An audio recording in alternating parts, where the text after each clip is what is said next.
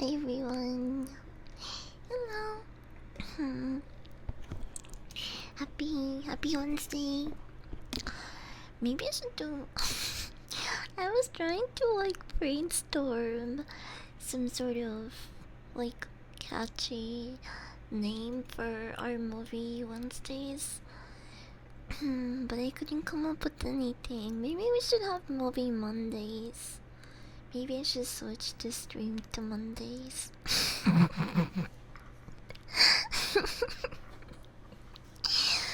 I'm just overthinking shit. Anyway, hi chat, missed you. Can you guys hear me fine? Oh, do I need to? Do I need to mess with the volume and the gain? White Panther, welcome in. Your team Luckies, I wasn't even here. Who's gonna like your ears when I'm not here, bro? Huh? Huh? Come. Welcome. Hi, Gustavo. Welcome in.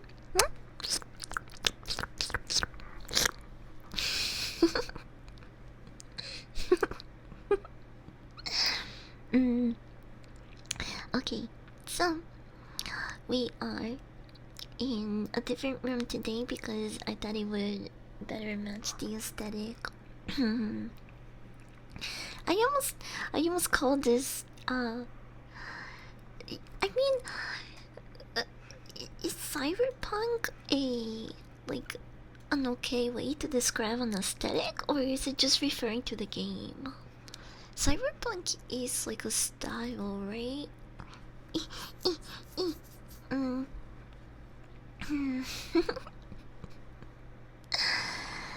I'm just reading tappies. Okay, you wanna hear like keys and tappies?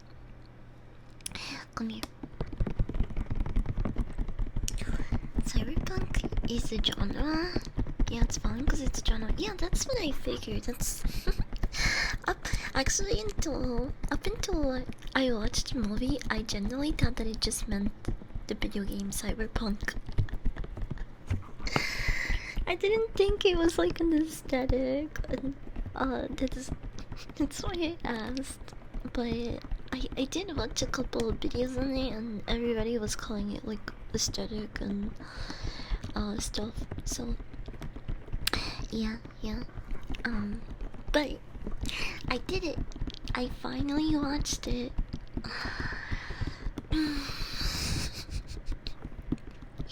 I am decades behind, but I finally watched Blade Runner 1982. Wait, hold up.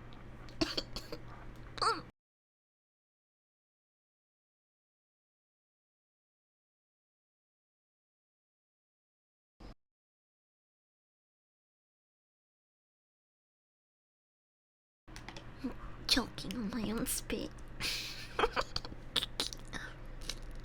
Oh.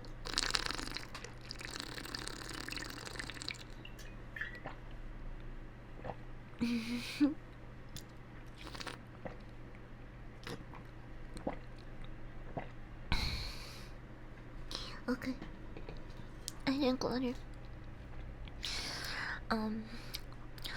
Has been a thing since minimum the 80s.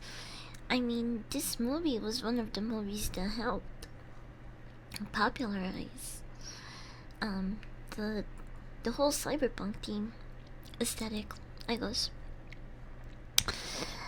Red Snapper, welcome in. A zero creepy, welcome in, welcome. And I still haven't seen the Ryan Gosling Blade Runner movie, so we're not gonna be really discussing that movie.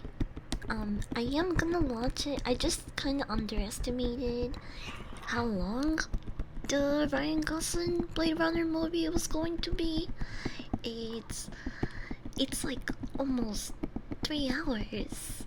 And I started watching this movie last night at like 10 p.m. So I finished it around midnight, and I was like, fuck, I really want to watch the other one, but so I can discuss it on the stream.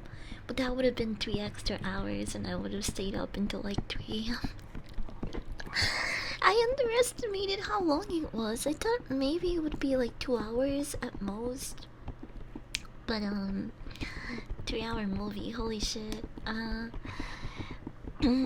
gonna put it on my priority list to watch, and I think I will watch it either Friday or Saturday. So we'll be able to discuss that one next time.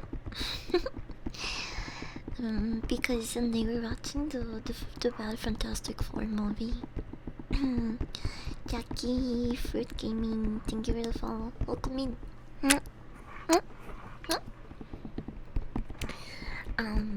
Also, I've never played Cyberpunk. I. The only thing that I recognize from this movie is the stupid South Park cameos that they did of the geisha, the Asian lady, on the billboard. And they're like chanting. Do you guys remember that they did that in South Park? I was like, oh my gosh, that's where it comes from. I had no idea. This geisha lady, she she's like saying like a bunch of shit, and she's seen taking a pill in the advertisement. Apparently, I don't know if you guys knew this, but I guess some fun trivia from the movie. The pills that she's taking are birth control. And the language that you see people speak, which seems like it could be Japanese or Chinese, is actually like a mix of English, Japanese, German, Spanish, and I think something else. I can't recall, but it's basically a made-up language, kind of like Minionese. You know how the language that the Minions and Despicable Me speak is just like a fucking mix of a bunch of languages mushed in together? That's basically what they speak in this movie. I didn't know that. I thought that it was Japanese at first, but I did some more research, and it turns out that it's actually a mix of a lot of other languages.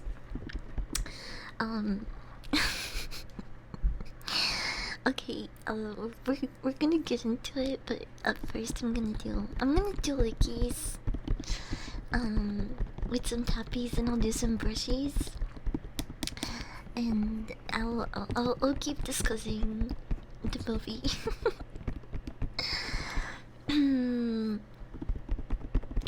Some people on Discord invented an officially evolving language. Wait, what? Is that a new thing? When did this happen? Can you imagine a language that only Discord users can decipher and speak? Okay, if you don't like clickies, mouth chuggers, tappies, brushies, any of those, you might wanna mute me for the next, I don't know, until I dim the lights back on, like this. Okay. Come here, Stinky. Imagine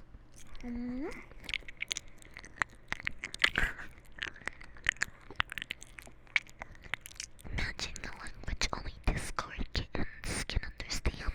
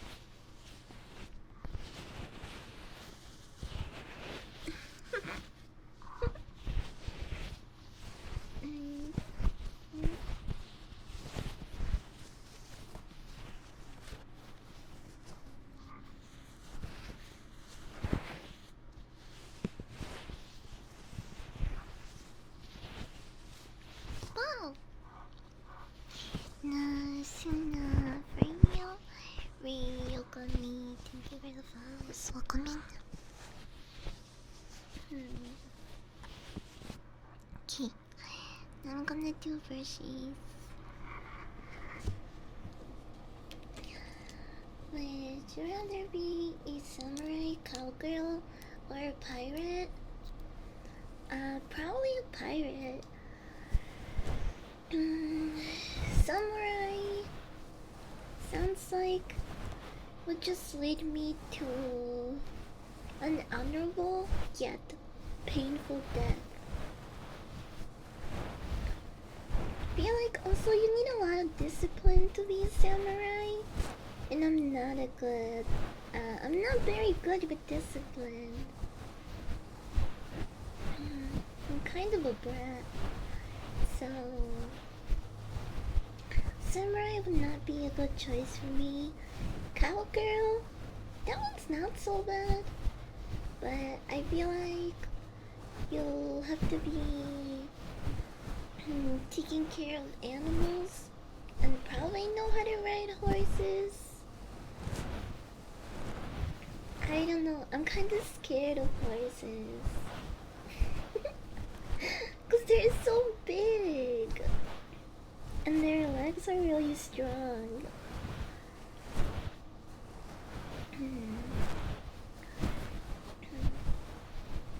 And farms smell bad. They smell like poo poo. So I wouldn't want to be a cowgirl either. A pirate though, traveling the seas. I could fish, hunt for treasure, get into cool pirate fights. I think I would make a good pirate. I already got some booty on me.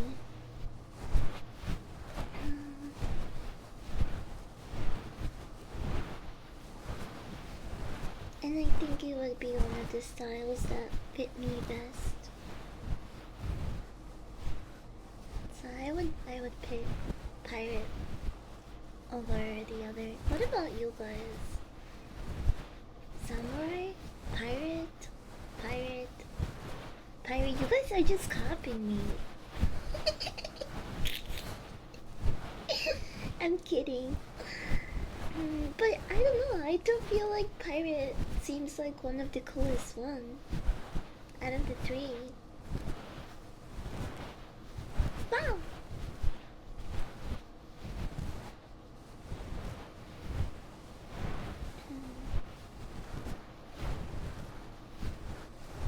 As a pirate, dog sitter on Watch B stream to figure out how to get to all that booty. That was so corny. I have to say samurai for me. Honorable path. Samurai? For the booty when it's right behind there. It'll be like that SpongeBob meme where he's the cop and the wanted poster is him behind him. That's gonna be me. Seppuku is a part of the job? What the hell is seppuku? Seppuku. Seppuku. Seppuku. Our food and our weather made us the best sailors in the world. I just would like to go. I would like to be in a boat and travel the world. That sounds really fun. Seppuku suicide? Seppuku. Seppuku. Discipline ain't hard for me, samurai all the way. Damn, okay, flex bro. Ritualistic suicide here. Oh, I didn't know that's what it was called. I thought it was called Sudoku. I'm kidding, but they sound similar. Seppuku? Sudoku?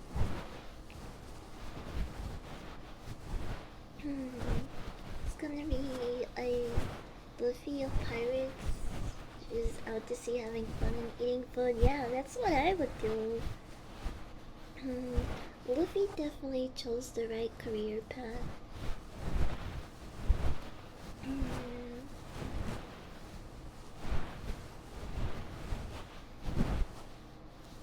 Yeah, if I was born to carry out the life of a samurai, I would probably commit Sudoku.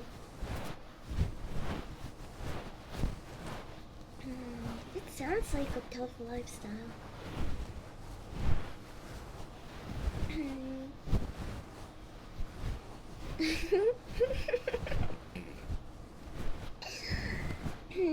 Hi, Fast Flag. Thank you for the resub.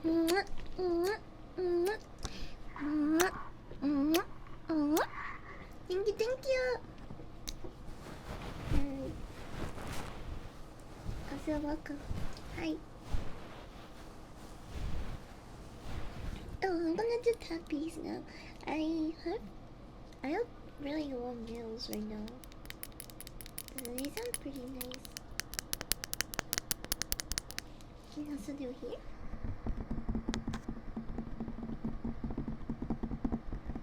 Or here?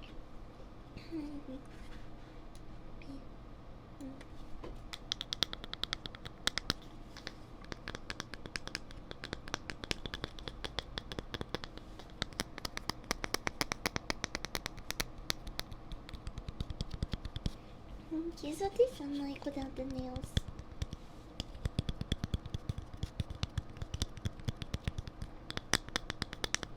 That's with the nails.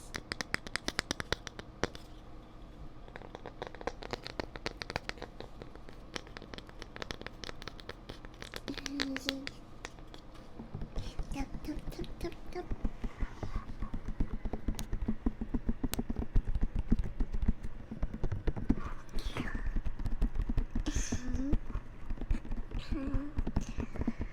We love this under your lord. You were sentenced to death by Sudoku. I would probably let out a loud ass burp in the dojo, and everyone would fucking disown me.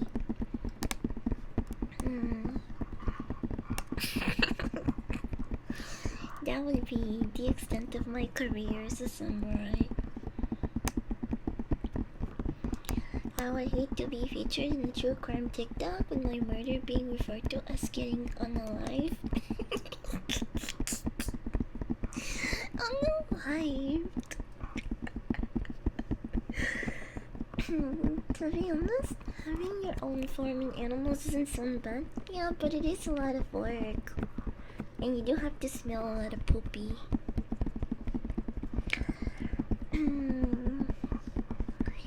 The funny one is a cluster of nerves in your elbow.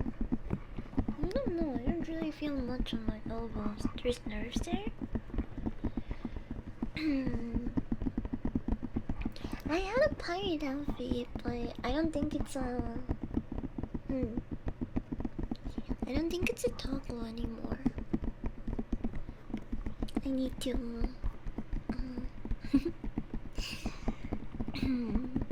I need to probably re-add it.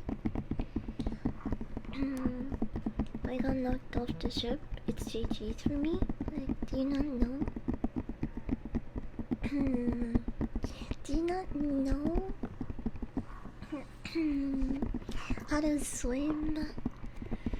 I know how to swim, but I'm not a very good diver. I am really bad at holding my breath underwater. I know someone who likes pirates now. So oh yeah, she's obsessed with what is that pirate music? I forgot. I think it has a name. It has a genre.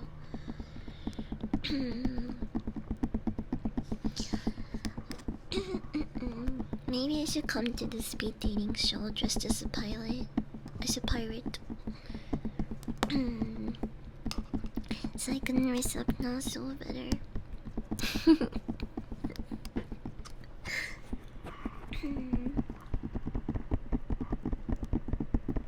Hell no, I can't swim. You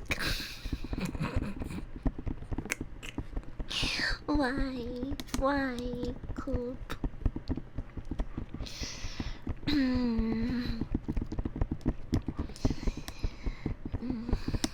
And I love spicy things. Sometimes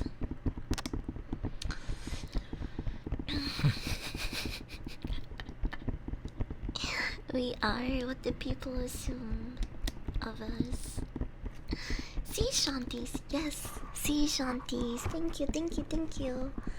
Sea shanties. Nasta loves singing sea shanties. Maybe I should make up one to sing for her. I'm really. Listen to me plan all of this out. I probably shouldn't do that much. I don't even know how, like, it's technically a speed dating event, so I'm guessing that I only have like 30 minutes or less. Can't believe I almost missed Tomboy Tuesday. It's Wednesday. Is there still is there a time zone that's still on Tuesday? Maybe. I don't know. Worry, worry, worry, worry, worry.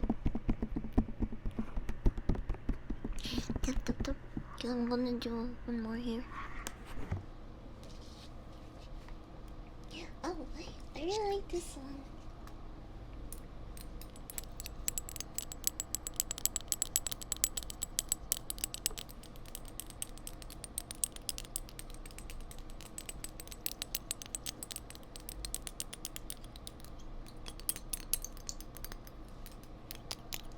I hope this one sounds okay.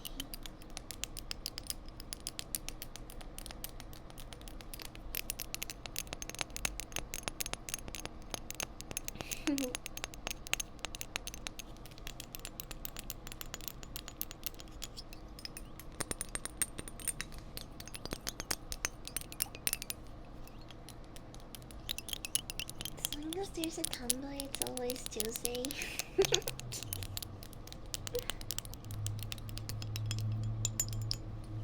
Kinda can't argue with that.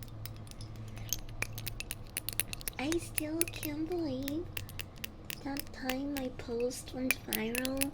People were arguing in my comments and saying that men who are attracted to girls like me are gay. It was quite literally the fellas, is it gay to like women meme. Like, what the fuck was going on in that comment section? It's really annoying when your shit leaves the intended audience, cause everyone chimes in and a lot of people on Twitter are retarded.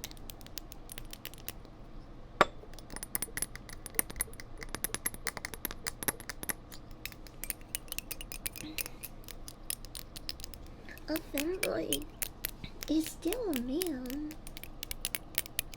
just as well as a tomboy is still a woman.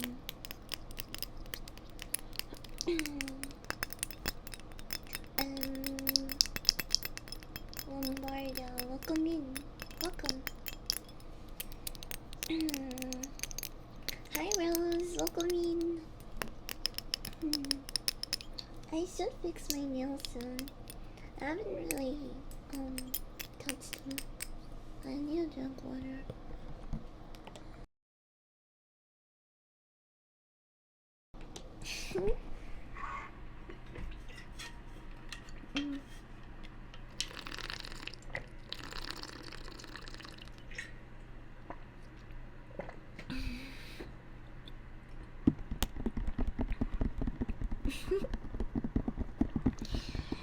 But yeah, a lot of people were like having full-on meltdowns and arguing with each other there.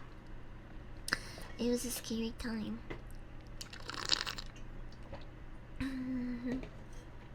But at the end of the day, it was probably just a lot of insecure dudes.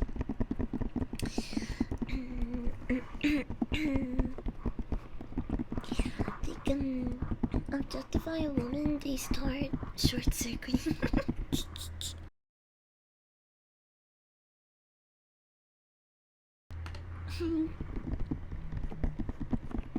Cause I only need weird ways to confirm they're so heterosexual that it's manly. I am so manly. I need all of my women to look like Captain America's models. They need to have long hair and perfect bodies and big beautiful breasts and bosoms. Otherwise, I'm gay.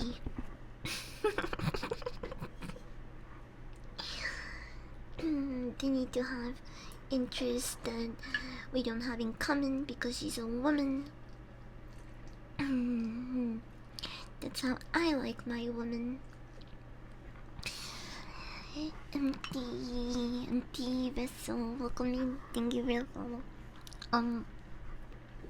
Okay, before we really get into the Blade Runner discussion, you guys mind if I eat some curry?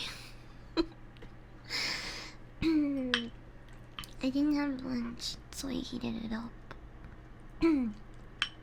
So, I heat up some curry and rice.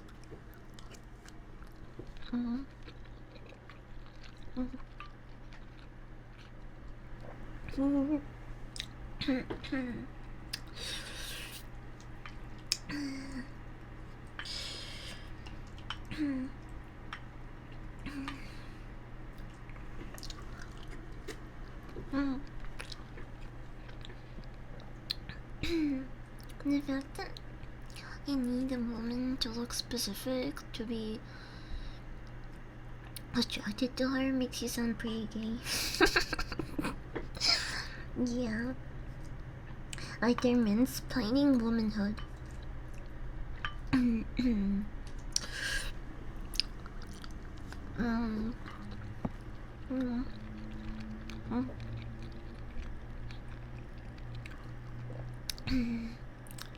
Which does sound really gay.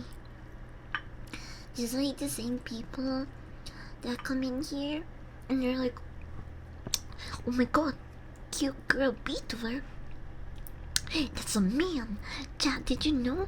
That's a man behind the screen, behind the avatar. Is a big, fat, bald man. Yeah, maybe in your fantasy, buddy. It sounds a lot like that's what you want.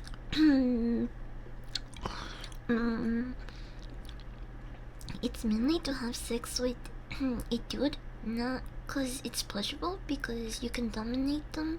So this alpha male crap may just be an excuse to be gay.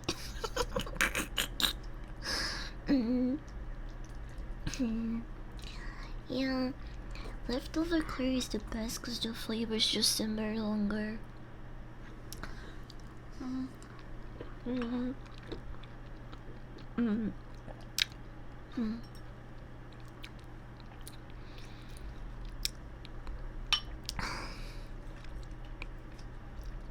I do wonder how different the new cyberpunk movie with Ryan Gosling is gonna be to this one.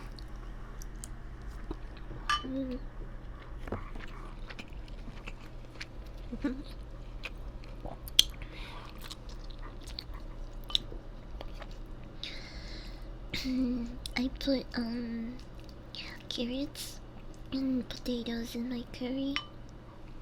Oh, and green peppers.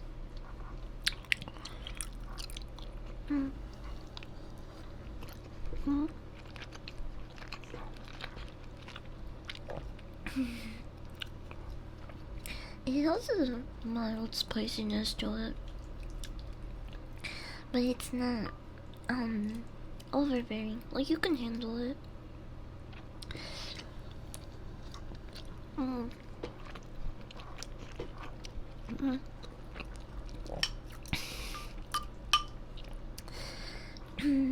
I've been watching, besides the occasional movie, I've been watching Go Go Loser Ranger, which I wanted to talk about for a little bit because of the new Fortnite season as well coming up. You guys saw the trailer, I'm assuming, right? With the Power Rangers.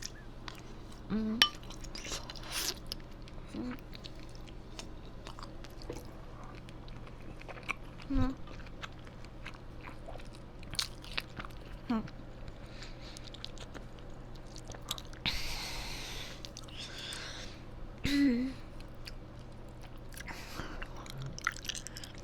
Place near me that does curry and dry ramen.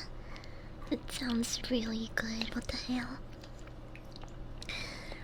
But like dry ramen noodles, or they're just, or they are cooked noodles but without broth? Mm. Mm. Mm.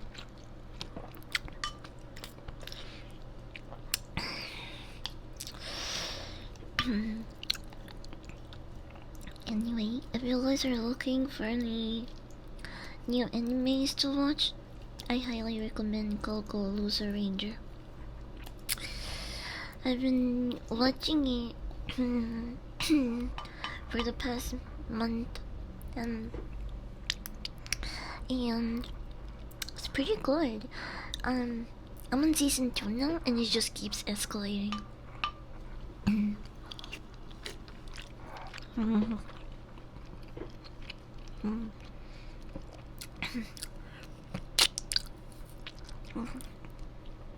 I never thought I would see like a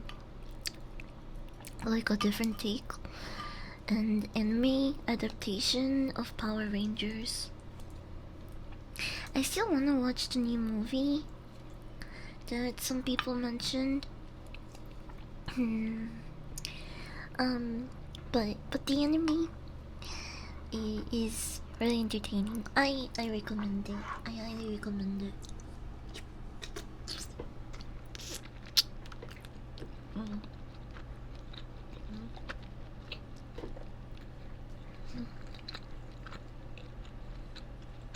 Mm.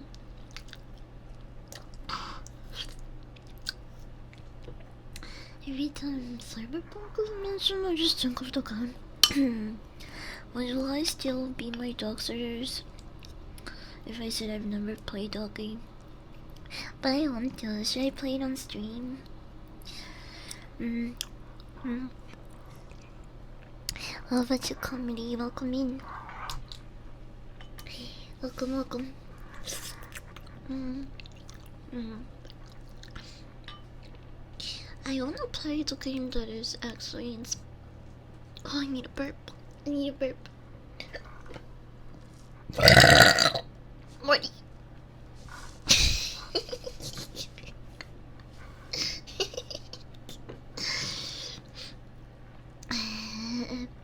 We have to go to this planet, Morty, to get the best curry you've ever had. Mm.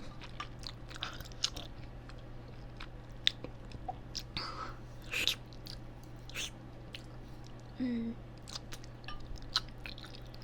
Mm. I don't know if you can play it on stream. There's some spicy scenes in Cyberpunk. Yeah, but doesn't it have like a streamer safe mode or something? I'm pretty sure I've seen lots of people play it on stream.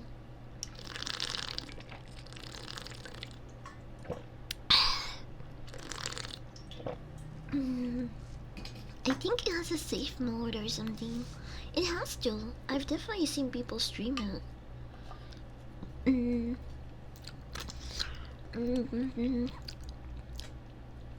Yeah, game is fire. Yeah, I've heard a lot of good things about it.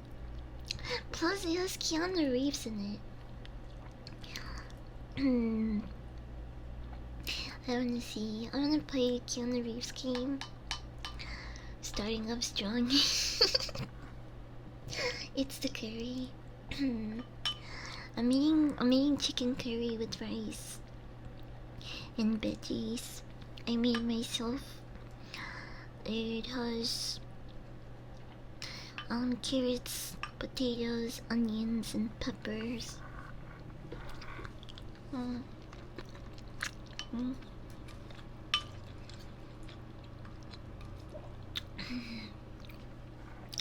Mm.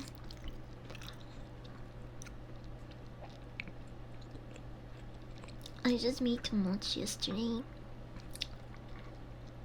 so I'm eating it for lunch again. Mm.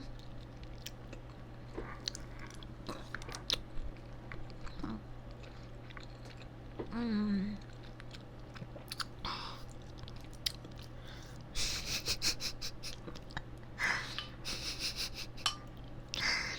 What does that even mean?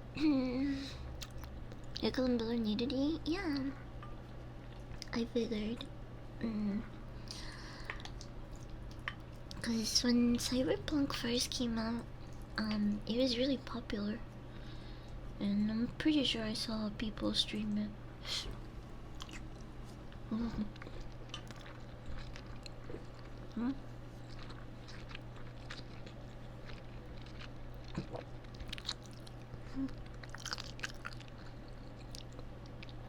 Wake up, Samurai.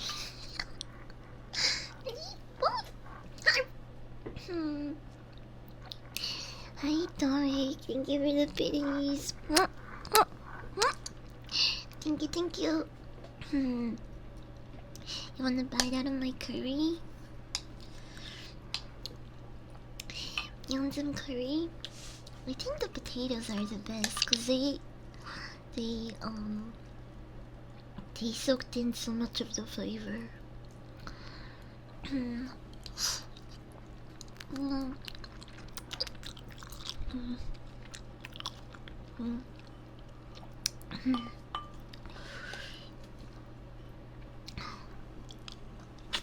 Mm. Mm.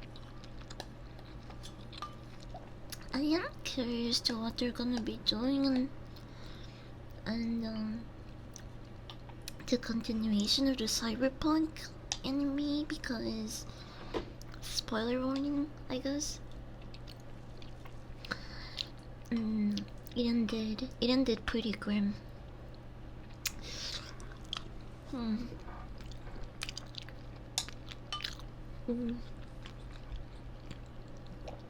Again, spoiler warning. They fucking killed like more than half of the crew. So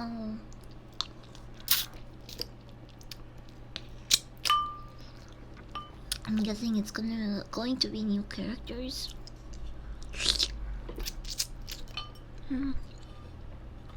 Okay, I finished. Wait, hold on. I finished my curry.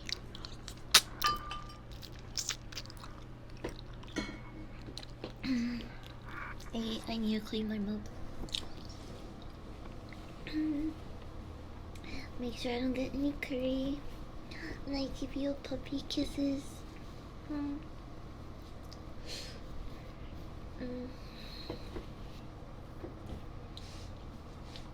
Okay. Oh, I need a burp. Hi, Rosie. Welcome in. No.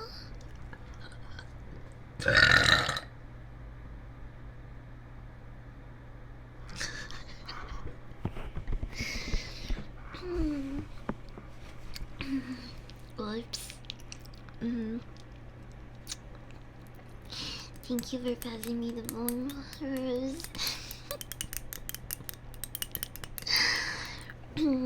We're gonna take a hit before we start our play runner discussion. I am curious, how many of you guys have seen the original movie, the 1982 film? And if you watch, no, don't take a picture. I wasn't ready. You guys always take such bad pictures of me. You're doing this on purpose, aren't you? I know you are. Okay, I gave Blade Runner 3.5 stars. You can't really see it there, hold on.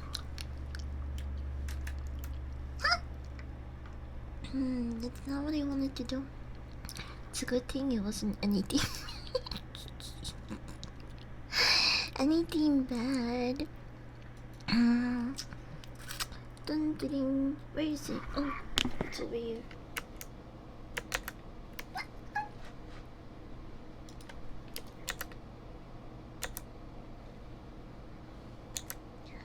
Jeez. Okay. You can see the whole writing there. It goes. So, if you guys have seen Blade Runner 1982, how would you rate it?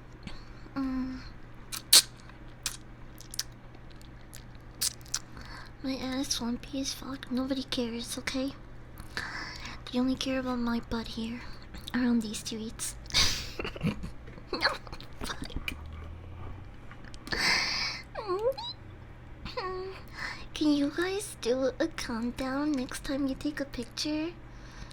And then I will try to put my picture face on. Okay? In your purple gum, by the way. That.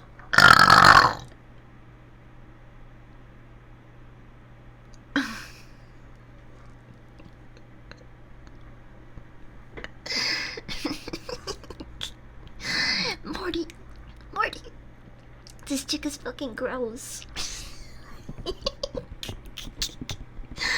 Morty, we gotta leave this world.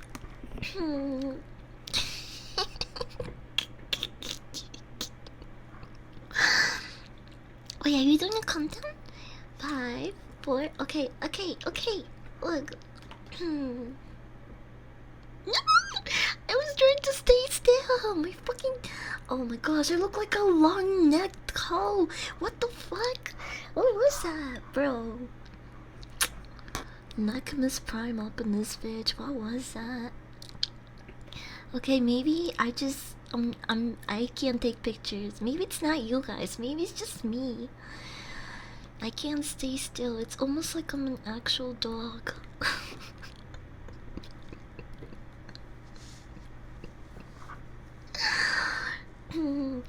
She did look like she gives some sick tippy toppy though. Did you see the length of that neck? She must have no gag reflex at that point. Shit goes deep. Long neck.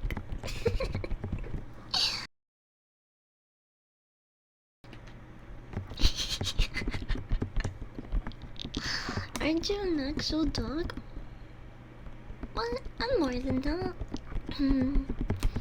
I am a girl dog, okay? You take a girl? Wait, that sounds wrong. Never mind. Morty.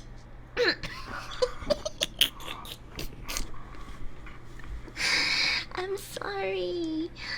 It was a curry. I didn't think I was gonna be so fucking gassy, bro. Oh my gosh, I'm disgusting. Okay, we're gonna take a hit. Curry bro, tastes pretty good, not gonna lie. Bo, you take a girl and put it.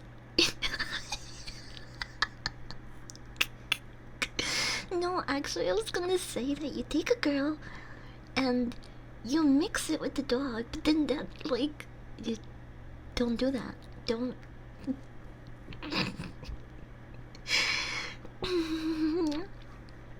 Taktori. Thank you very much. Welcome in. Birds smell like a spice shop. Then you add chemical X and you get me, your perfect puppy girl companion. Companion. Okay. We're gonna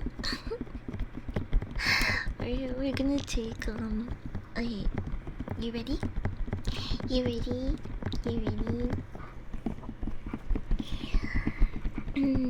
You have to clip down. Thank you for clipping me. I often forget that I have like a clip button. I should use it more.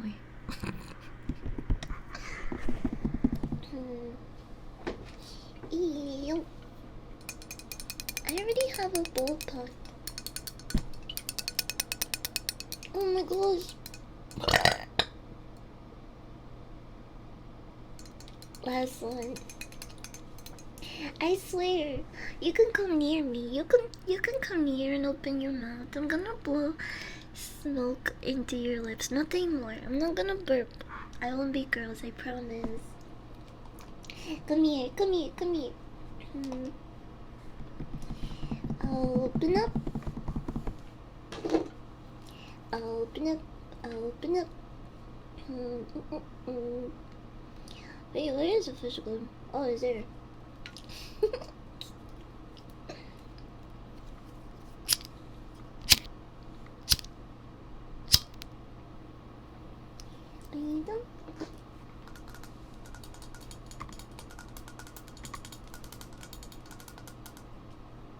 Okay, ready? Okay, say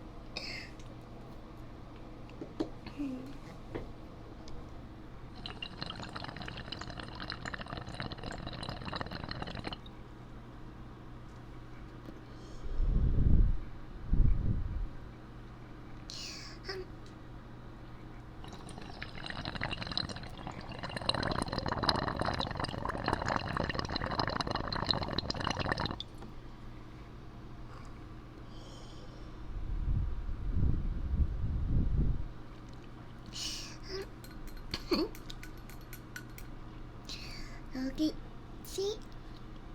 I didn't burp in your mouth or do anything gross. I behaved. Like the good girl that I am.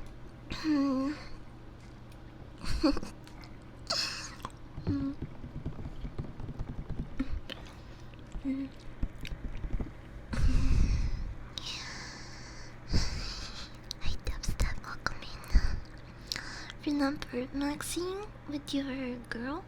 Cut their relationship. I tried to like behave a little more feminine when I'm like starting to know people, like when I'm getting to know them.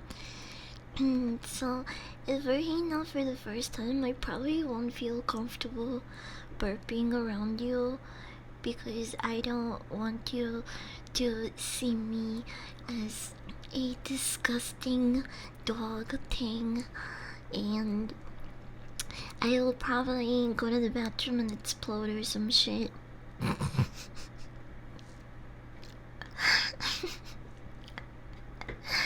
But once I get comfortable around you, I just let everything rip, bro. Not gonna lie.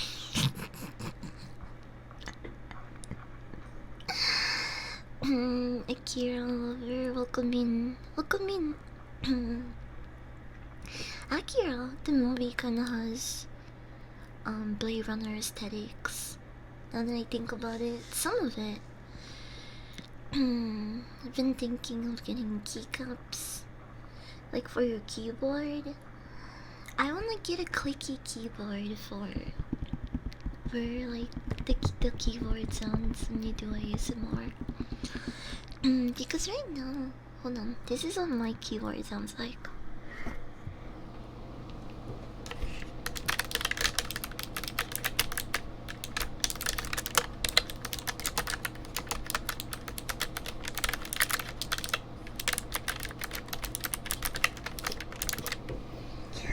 And it's okay, but they're not satisfying clicky sounds. All of the cool ASMRs have like a nice clicky um keyboard, and I don't. I don't. Senpai Poki, welcome in.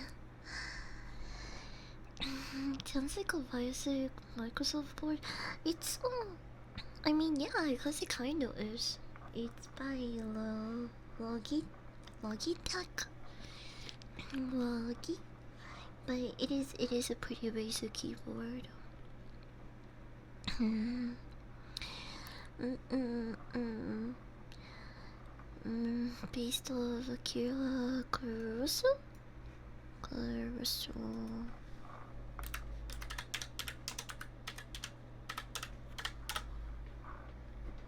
Oh, hi from Persona. No wonder it sounded familiar. I never finished that game, but I need to. That fighter keycap sounds really cool. Better switches. What is that? I wanna get a whole new keyboard. Mine, the key, the keys get stuck sometimes because I drop so much food and other stuff on it.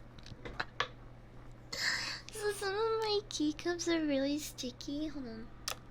Which one is it? I think it's this one and this one too. Oh, did you hear that? I had to like put a little bit of force on that one to actually push through.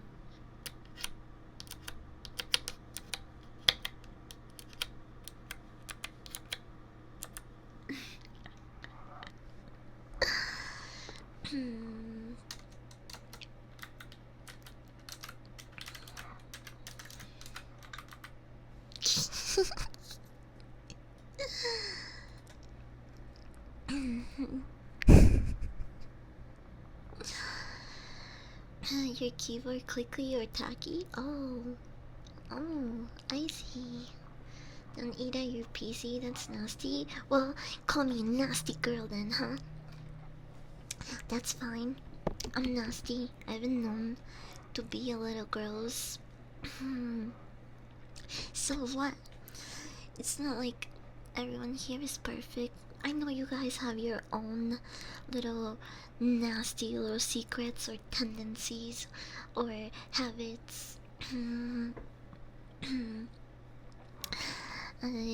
They released a couple sequel and spin-off. What? A spin-off? Hi Otto. Welcome in. Welcome in.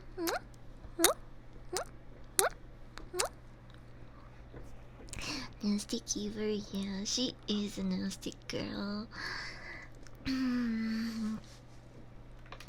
Yeah, they're talking to you.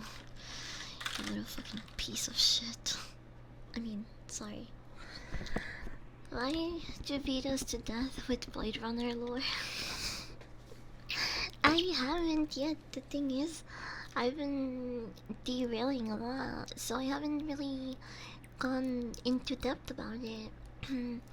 I did say some like fun trivia stuff at the beginning, but I didn't really talk about this movie. So, what is Blade Runner? Blade Runner is a 1982 film that is the adaptation of a book by Philip K. Dick. And the book is called Do Androids Dream of Electric Sheep? And this is what the book cover looks like. For anyone that didn't know that.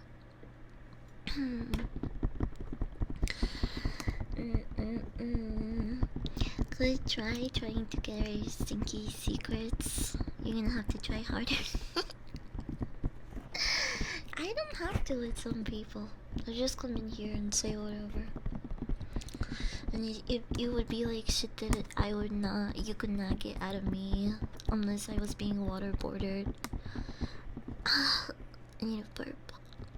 I need a burp again.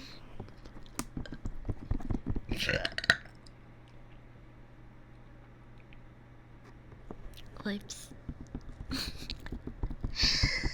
Yeah, I do get pretty sick often. How did you know?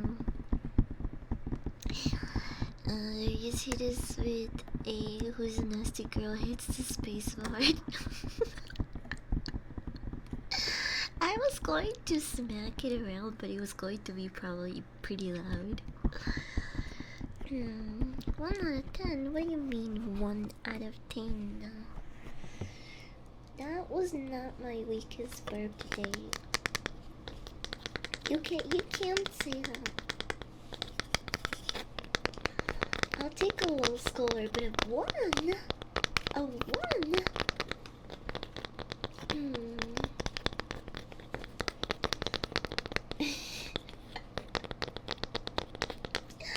I learned to carry. So,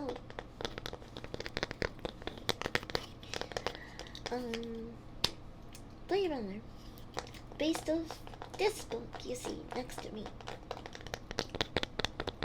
which is called The Android's Dream of Electric Sheep. Now, I have a question for the people that know, like, Blade Runner lore, whether it's from the 1982 film or the 2000, when did it come out? 2015, I think, the Ryan Gosling movie.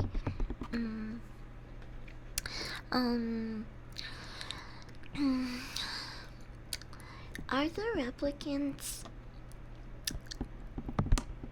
synths, androids? Because there's like a lot of disclosure online that I saw people having that they're not cyborgs because they're so advanced now, and they even say it at the beginning that they are like, they're pretty much humans. They're like a copy of humans at this point. Where is the fuck? I should have screenshotted that part of the movie. Literally at the beginning of it. In the 1982 movie, they say that the next generation of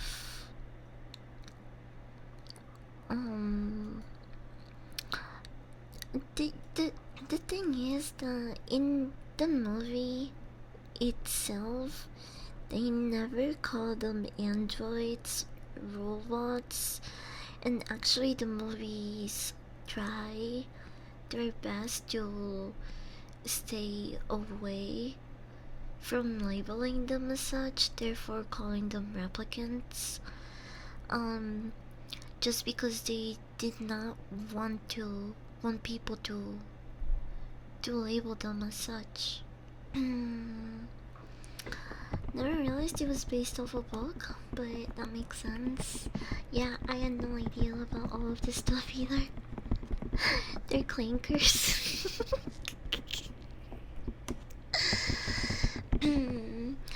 They no organic life forms.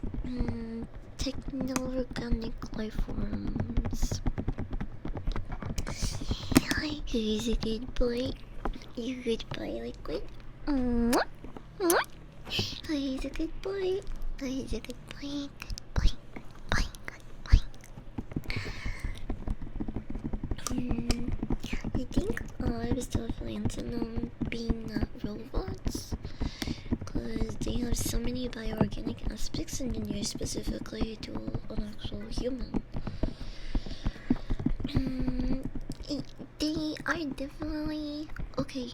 So we wouldn't be able to call them clankers because they are closer to humans than they are to robots and androids.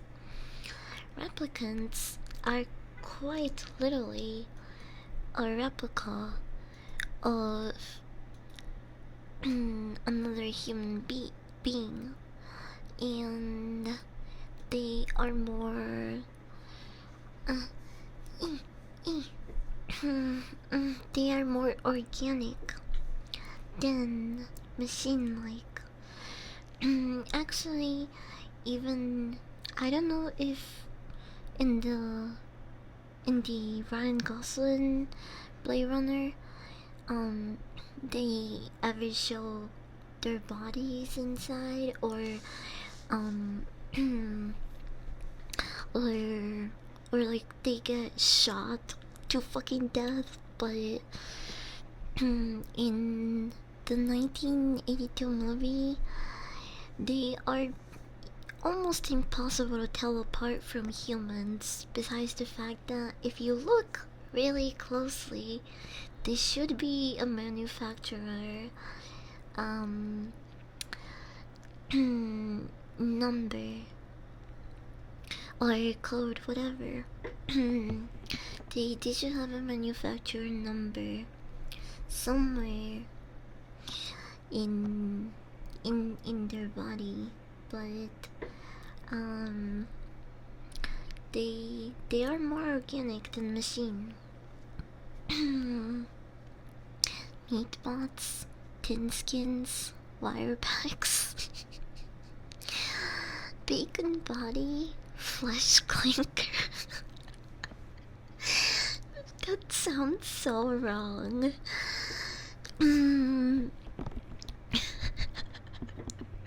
Flesh clinker sounds gross, bro. Like it's. I had a really dirty image. I'm not even going to describe it anymore.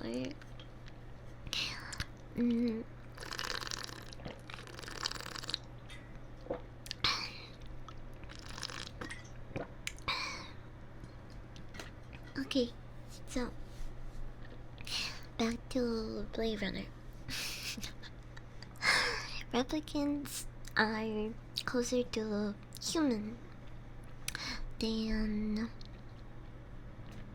than they are of robots, machine, AI, whatever you wanna call them.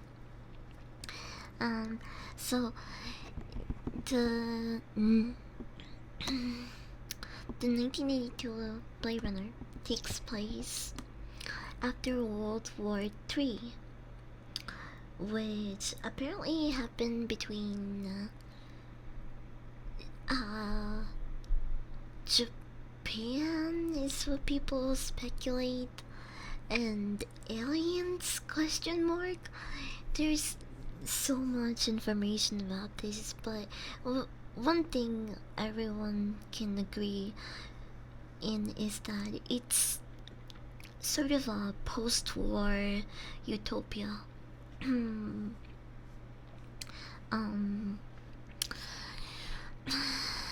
Okay, so we first meet Deckard, whose job is Blade Runner. Oh, well, they're more like assassins, like cyber assassins, but the title Blade Runner just sounds a lot cooler, so that's what they're calling them. And they are they are tasked with the job to hunt down these replicants and retire them. Now, they, and at least in this movie, this version of Blade Runner, they try to dehumanize them by, you know, calling it retirement, because at the end of the day, they are fucking getting killed, murdered, shot in the middle of the streets. Like,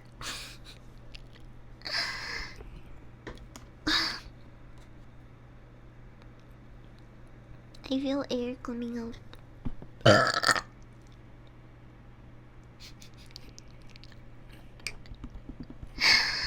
I thought I like took everything out, but apparently not.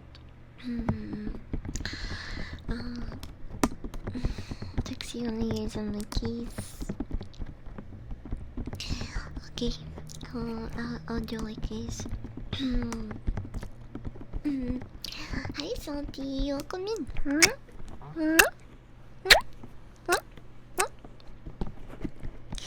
Um, I'm gonna do like this.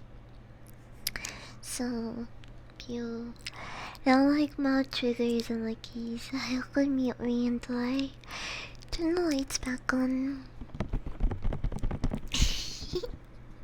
Come here. Mm.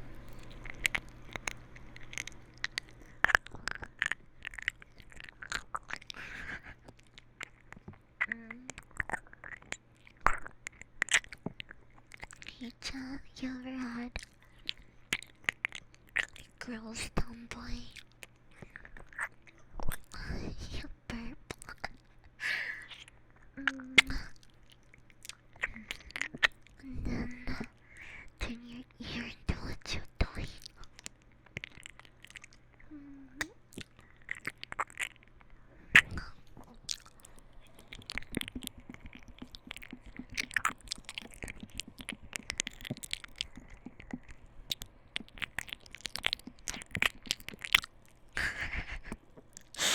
I forgot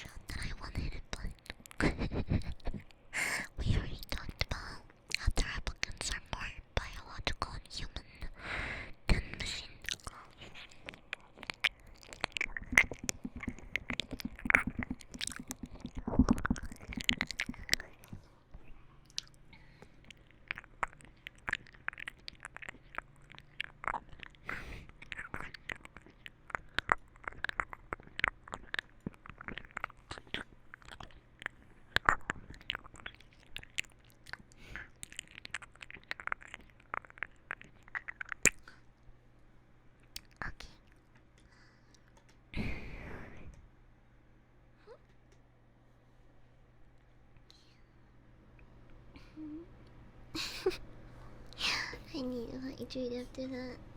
Mm-hmm.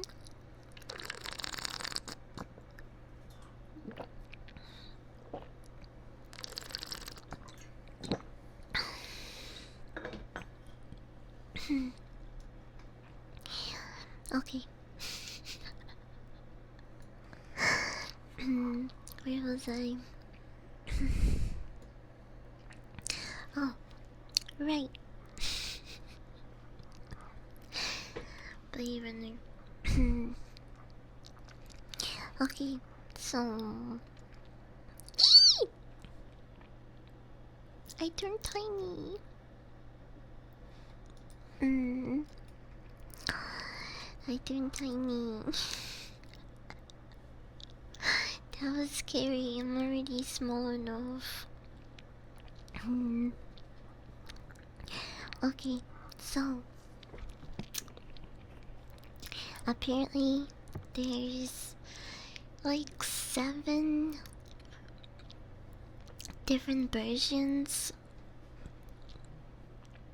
of the 1982 Blade Runner. I don't know about the other movie, I haven't looked into it, but there is 7 versions of this one, and they all have like small alterations. The biggest changes are between the theatrical, the director's cut, and the final cut, but all of the rest have minor adjustments, and they don't really change scenes wise. So the theatrical version of this movie had Harrison Ford basically narrating the entire movie from like his perspective.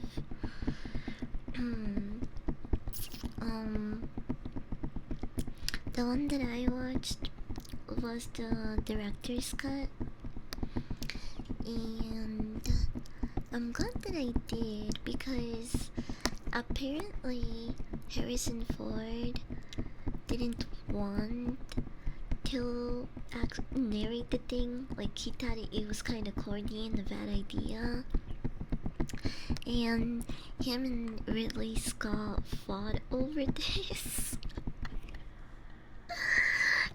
Apparently Harrison Ford and Ridley Scott don't particularly like each other very well. Which I thought was kind of funny. But Harrison Ford even admitted himself that he didn't think that they would use the narration voice lines and stuff. So they were kind of half-assedly recorded. He basically admitted to not trying very much. Just because he didn't think they would even use the narration lines and stuff. But yeah, that's the difference between the theatrical and director's cut. I'm really glad I saw it without him narrating the whole thing, because you could tell he did not want to be there. And it makes it a little bit cornier too. Another big change that they made between these two versions is there is a scene where our main character Decker is falling asleep on a piano, and in the theatrical version he's just there like nodding off, but in the others he has a dream about a unicorn, and I think this is supposed to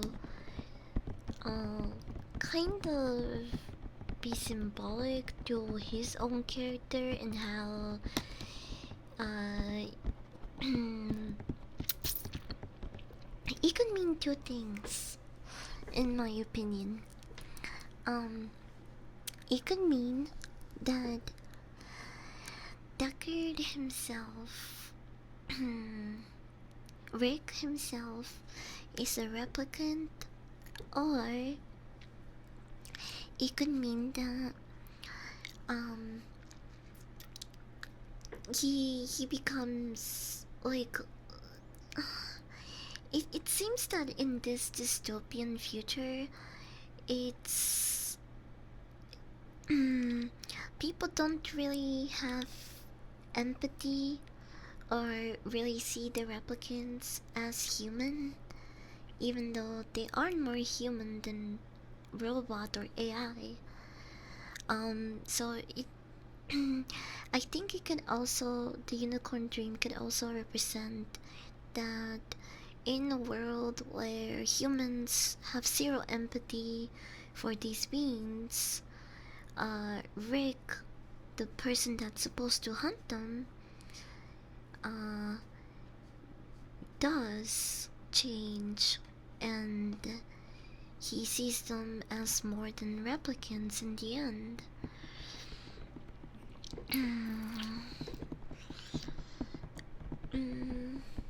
And they were like, alright, we can work with this. Okay, stupid thing, I always think of how are unicorns fake but giraffes real? Like what?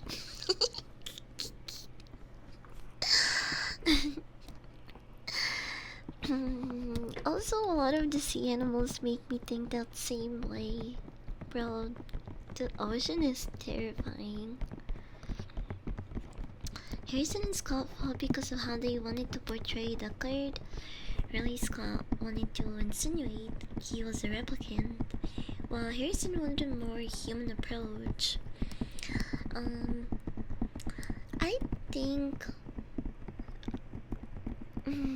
I think if they made Deckard a replicant, there's still theories out there that he is a replicant, and I don't know if they're going to shine or give us answers in the new Ryan Gosling Blade Runner. I did hear that it's basically like a sequel, because the same characters appear there. But I don't know. I need to actually watch it to tell you if it is or not. But I hope and I do believe that Decker is human and not a replicant, because I feel like that would also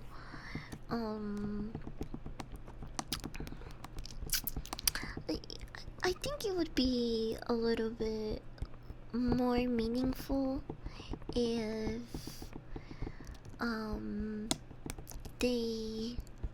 they showcase that, like, well, even someone like Deckard, who has been killing these things for years, and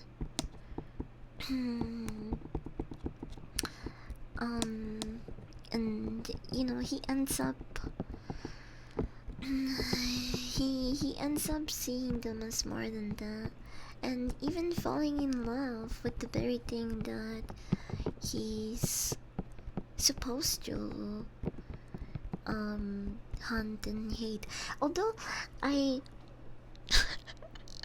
I am not crazy, I'm not very crazy about the fucking Harrison Ford rapey scene.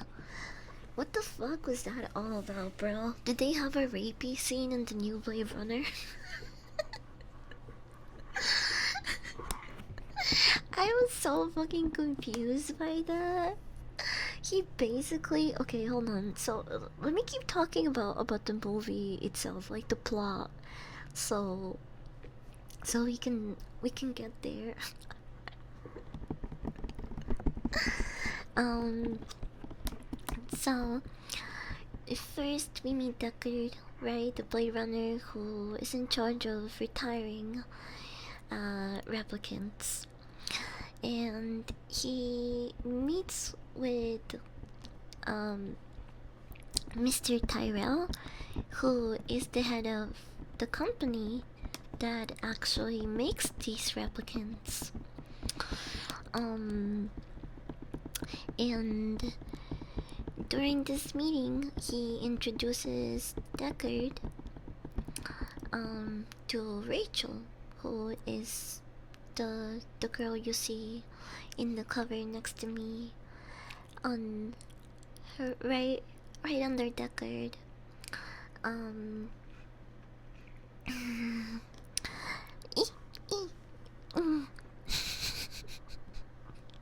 Don't worry about that. I'm not itchy. Mm-mm. Um, and so, Mr. Tyrell wants Decker to interview Rachel, who is a replicant that doesn't know she's a replicant. She is Mr. Tyrell, and you can see Tyrell right next to her. He's the dude with glasses. So this replicant is Mr. Tyrell's most advanced work. To the point where she herself doesn't even know she's a replicant. And Decker conducts a test on her to see if she is a replicant or not.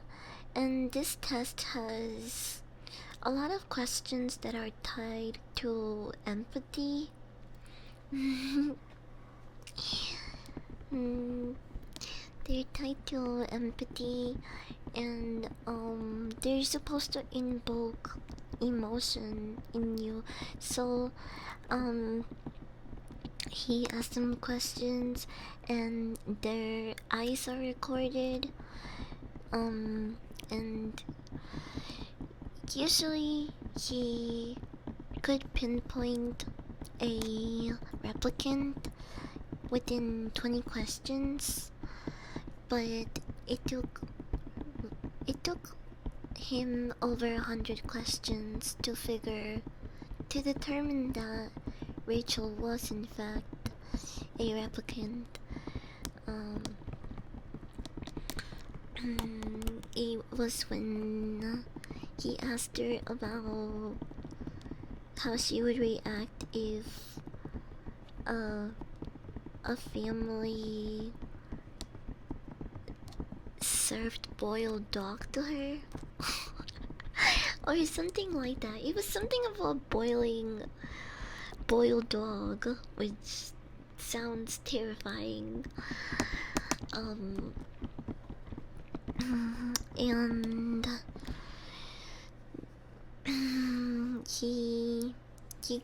he's very confused and impressed at first, because he tells Mr. Tyrell, well, like, how come it doesn't know what it is? That's impossible. And Mr. Tyrell tells him that Rachel has memories. And they are from his niece. So to Rachel, that is her life in childhood, and it's the reason why she herself doesn't know she's a replicant. Even after the test, she seems pretty confident that Decker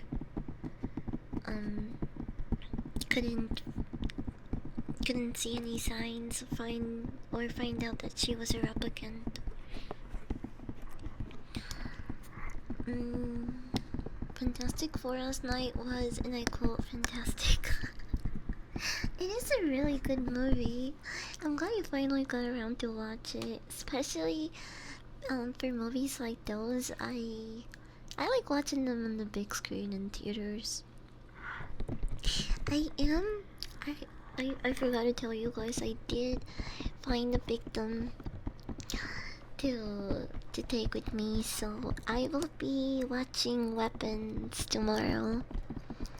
Um, but it's going to be kinda late. Well, but it's okay because it's a scary movie. So watching a scary movie at night is completes the whole vibe in aesthetic.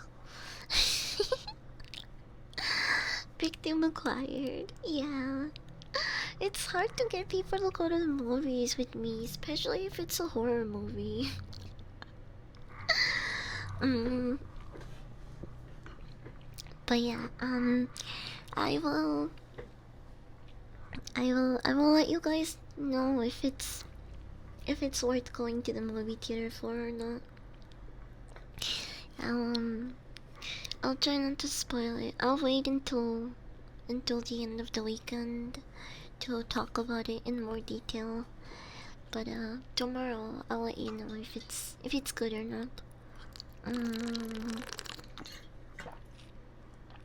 it seems like it's going to be really popular because my my town's theater was really packed. It's really packed, and usually I don't see that many people attend horror movies. Um, so I don't know. I have high expectations for it after seeing how many people are going to be watching it tomorrow on the pre-release. You, you, thank you, Rafa. Welcome in. Uh, did I see Blade Runner? Yeah, we're talking about Blade Runner. I got a little sidetracked, but I watched the 1982 Blade Runner for the first time ever last night.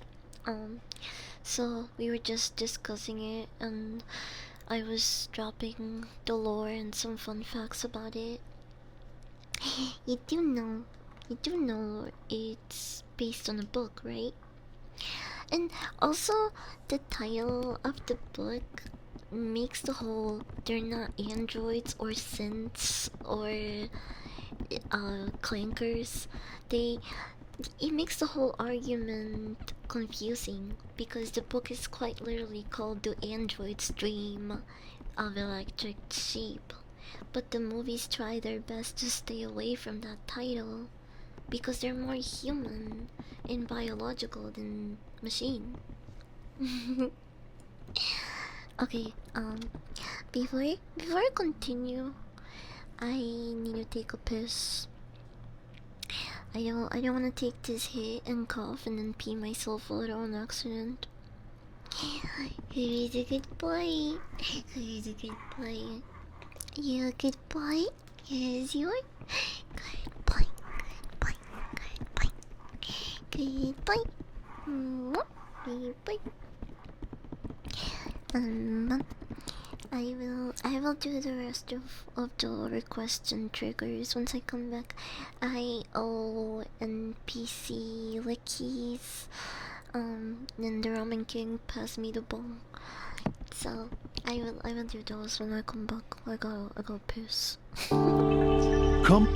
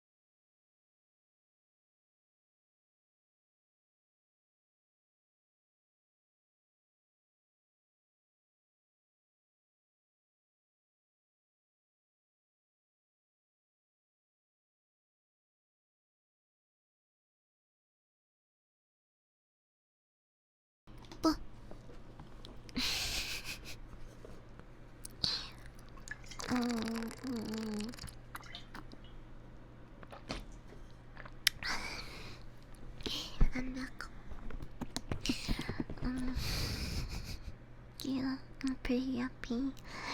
So slow chat helps me actually read most messages. Come.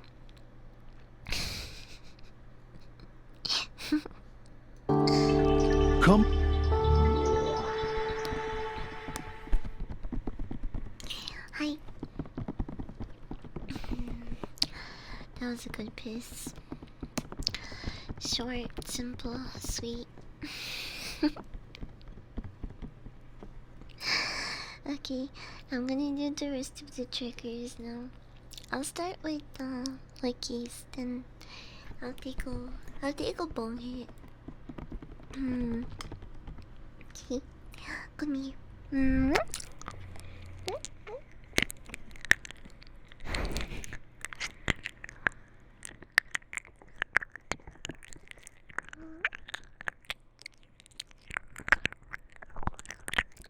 Used to tell my toilet was so cold.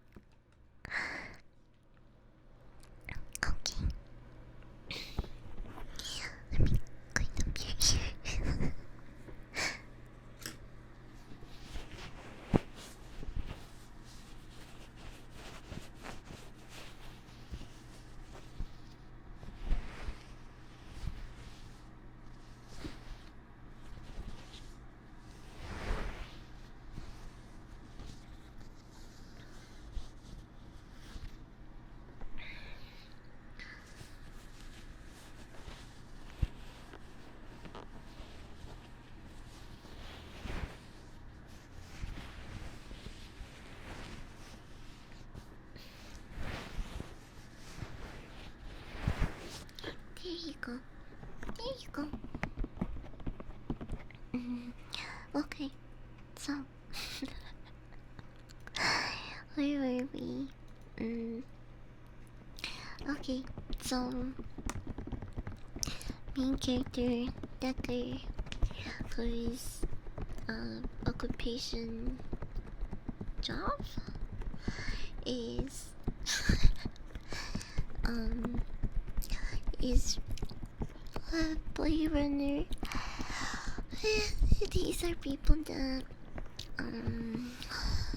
hunt down replicants. So fuck you. I just started talking. Now you're gonna pass me the phone. Space shark, Okomin, Oko. So, where was I? Unvolunteer time. Okay, you know what? I'll take it. Volunteer sounds good.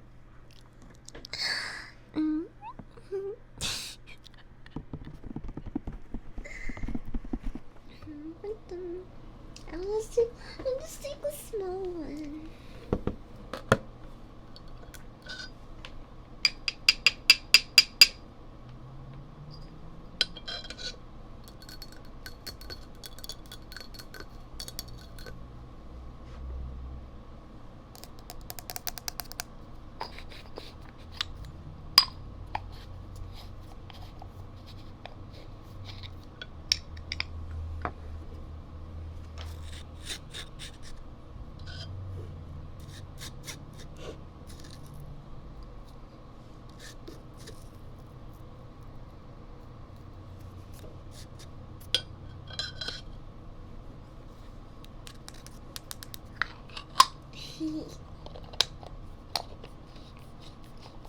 Bye, Coop.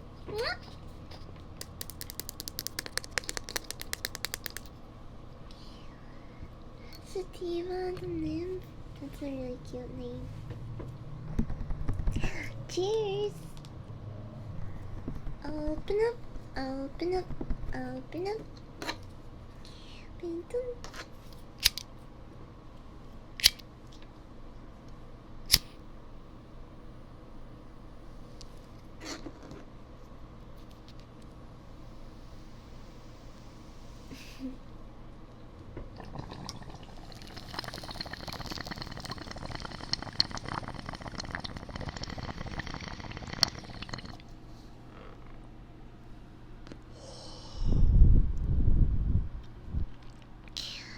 We're getting an ad break in 30 seconds, by the way. You might want to put the volume down.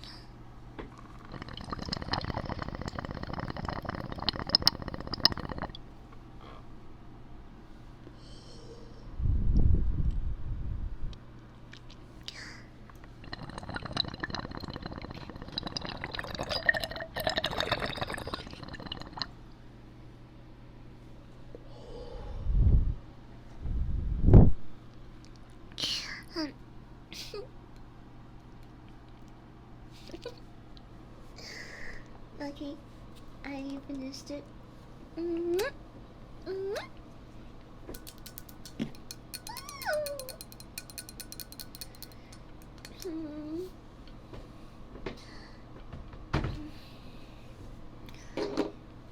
I will never take a good picture.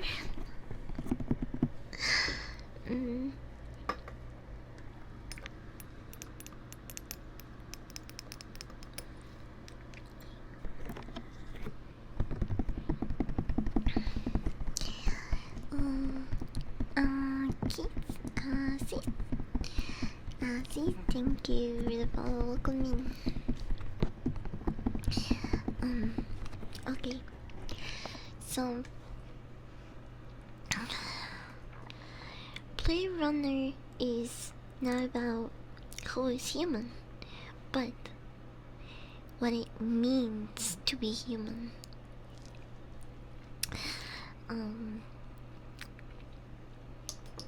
This is a post-war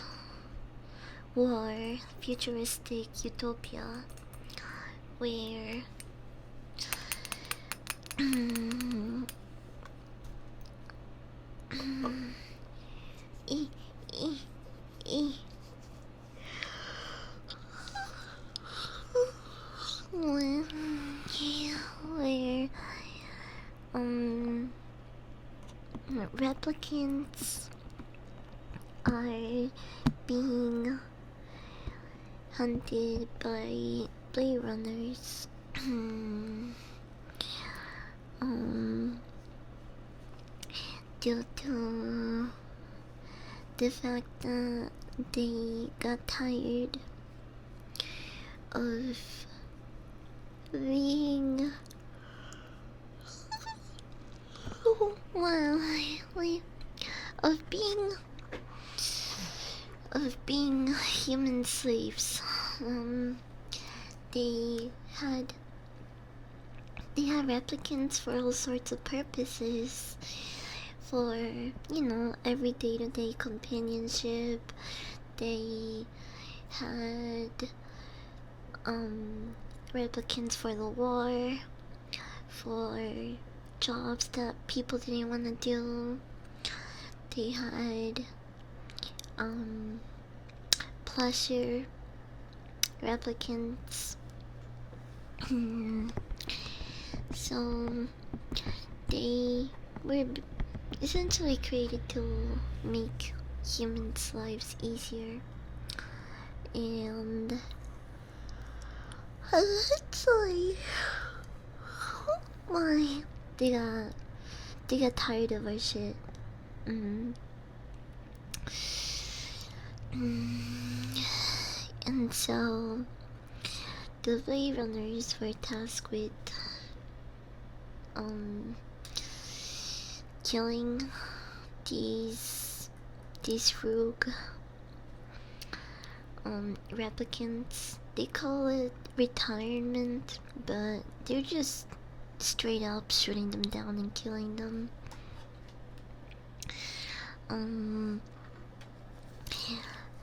The main character, Deckard,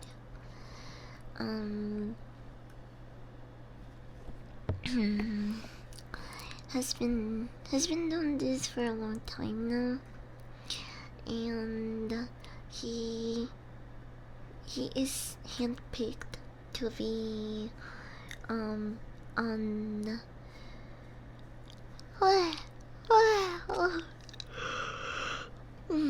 sorry, I got a little too comfy, and now the sleepies are kinda hitting. Yeah, pleasure bounce for scientific purposes, exactly. Hi Mick, welcome in.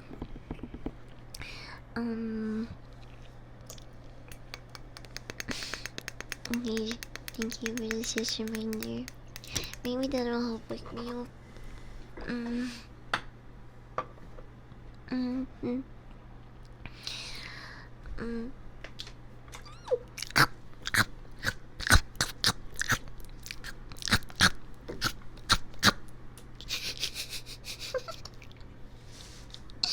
Thank you for the water reminder.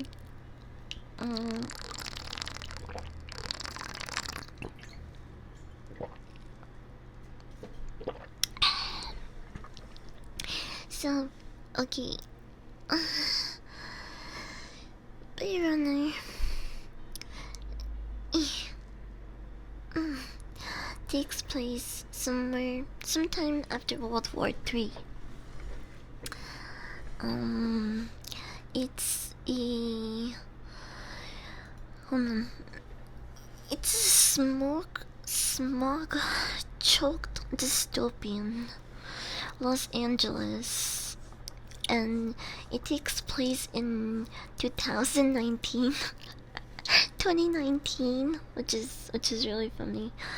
And the main character is Rick Deckard, who is called out of retirement to terminate a quarter of replicants who have escaped to Earth seeking their creator for a way to extend their life. Is realistic cyberpunk.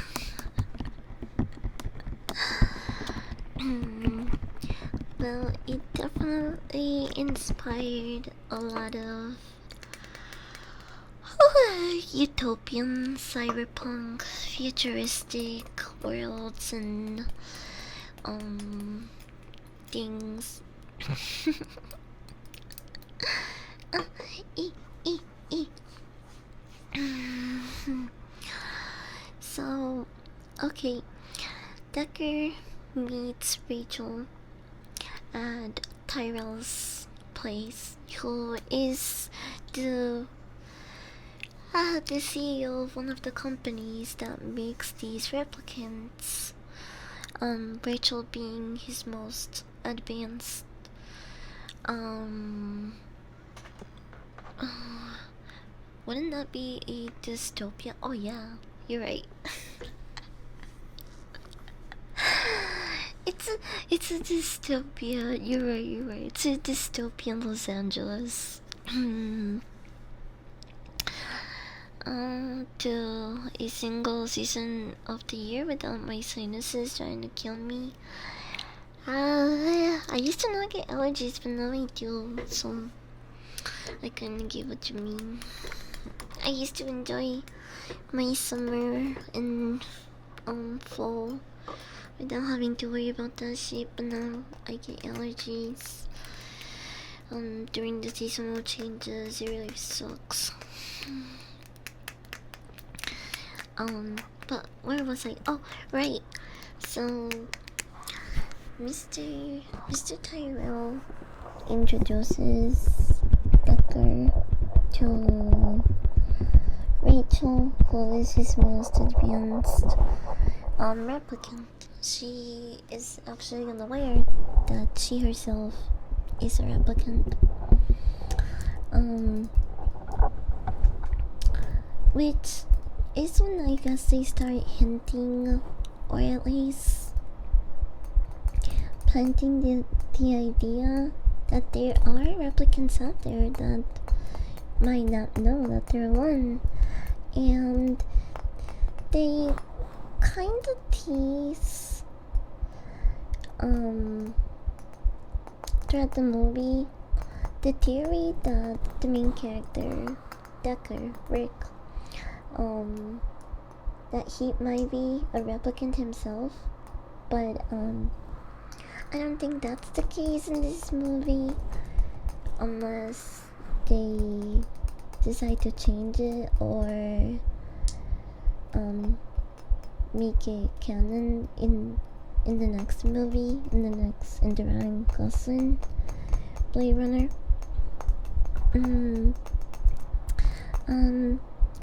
Anyway,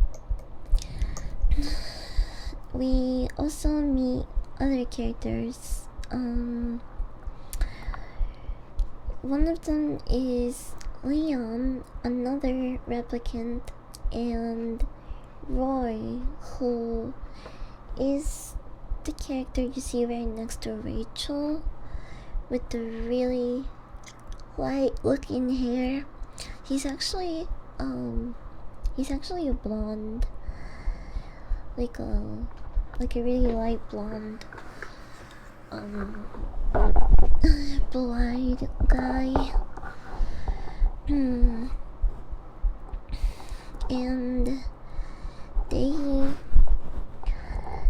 they go visit a man in the city called Hannibal Chu. Also, where do they get these fucking names from, bro? Hannibal Chu. That's what they want to see. And this is the only time, by the way, that they show what dystopian Los Angeles post World War III looks like. In the day, I think this is actually the only scene where they show the place in daylight.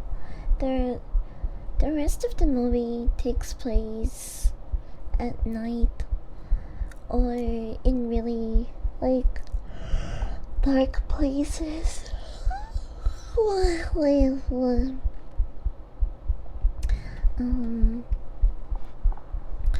But okay. So two replicants go visit a guy named Hannibal Chu, who works or did work for Mr. Tyrell, doing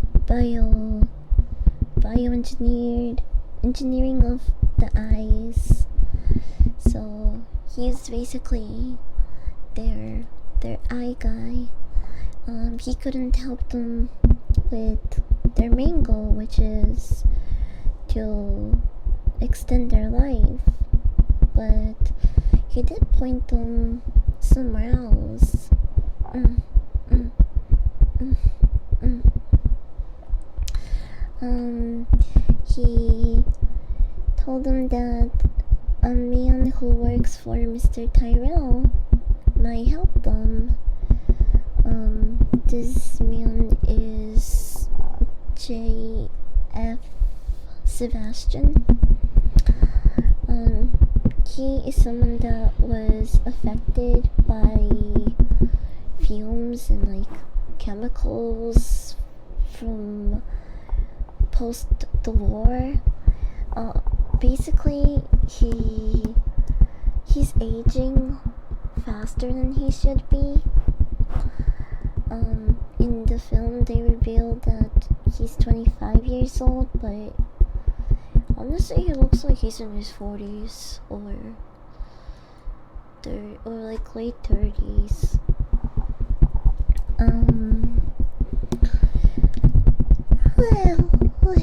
So we learned that him in a way, and I think it's really like it's not by coincidence that they introduced this character, and he happens to be the one that helps the replicants, because when you think about it, they do have something in common, which is their short lifespan, because of like the chemicals and the fumes. Sebastian's cells were like aging rapidly, which means that he's gonna die faster than the humans that haven't been affected. And the replicants that went to him for help are also faced with the same problem, which is that they were built with the failsafe, that being their short lifespans. I still can't believe that The Future and Back to the Future was 10 years ago. I haven't seen Back to the Future.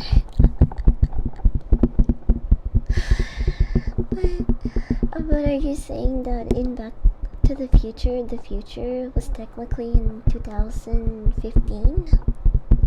That's pretty funny.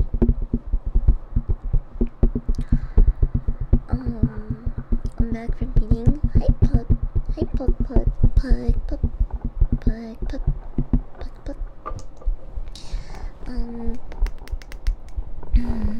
Yeah, the second one. I really want to watch those. I keep adding stuff to my watch list though. I recently added... what is that movie called? Hold on. It's a musical, but it's a classic. And I'm not a big musical person, but this movie is also horror comedy and science fiction, which I really like. It's the Rocky Horror Picture Show. I'm pretty sure some of you have already seen this movie, or maybe have seen a couple of their scenes going around. But yeah, I haven't seen or at least I don't remember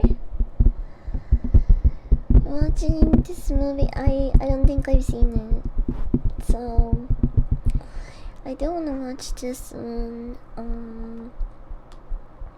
I had another one that I recently added. It is Crimson Peak. Also heard good things about this one. It has a 3.4 right now, which is not a bad rating in my opinion. There's still so many other movies that I wanna watch. Boom boom.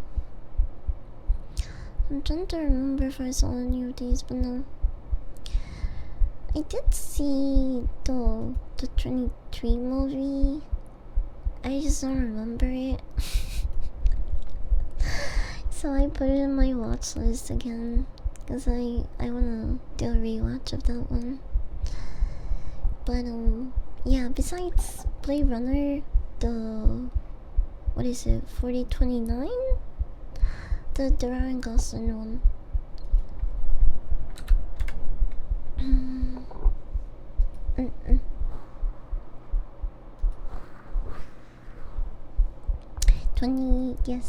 2049. Okay.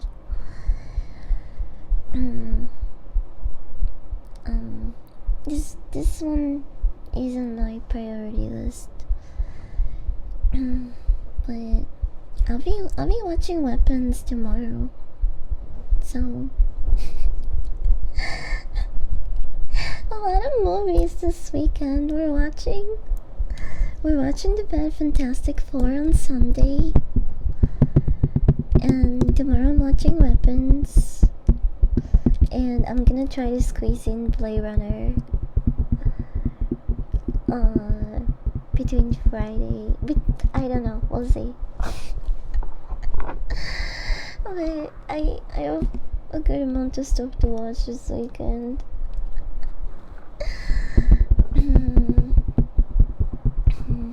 The Generic Opera 2049 is one of my favorites. Yeah, that's the one everyone says is the best one, so I can't wait to watch it. I did hear that they have characters from the original Blade Runner there, so I wanted to watch the 1982 version first because of that. But I had no idea the movie was so long as well. I was gonna watch them both back to back, but I started the OG one at like 10 something, and I would have been up the entire night if I watched both of them, because the 2049 film is almost 3 hours.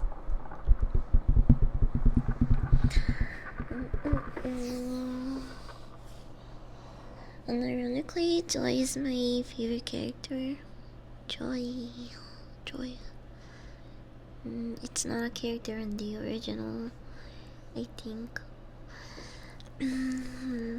But yeah, I can't wait to watch this one. My roommate's girlfriend got us to watch a musical movie called Rock of Ages. I wasn't into it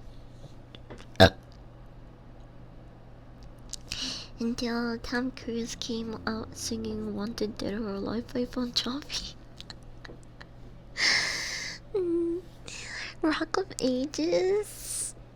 I need to look that up.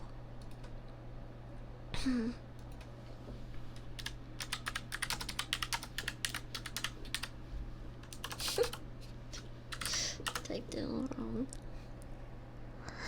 2012 movie.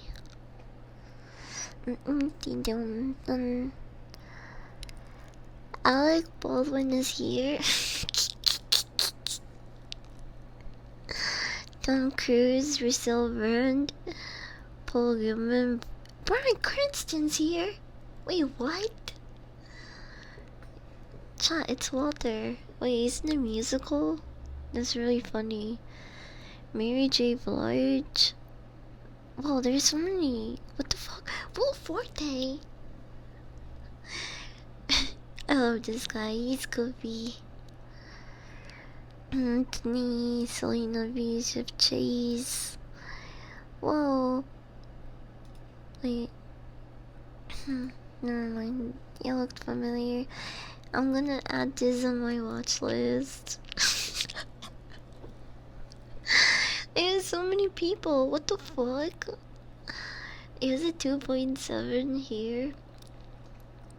Not the best rating, but hell, if I'm looking for something to watch, if I run out of stuff to watch, I'll eventually get to this.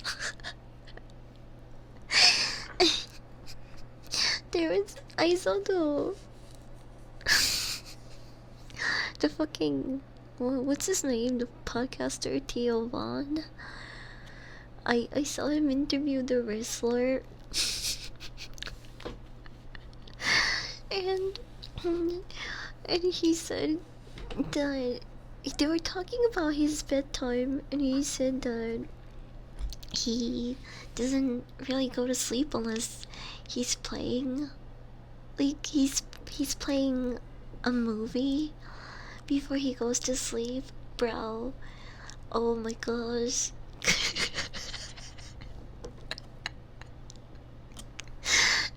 I was like, he's so real for that.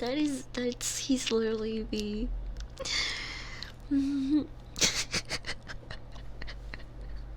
Because I always have something playing on the TV when I'm falling asleep.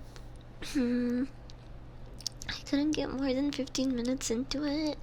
I didn't watch the whole thing, I just saw clips and stuff. They were pretty funny. When he asked him if he owns a scale, he's like, what's that?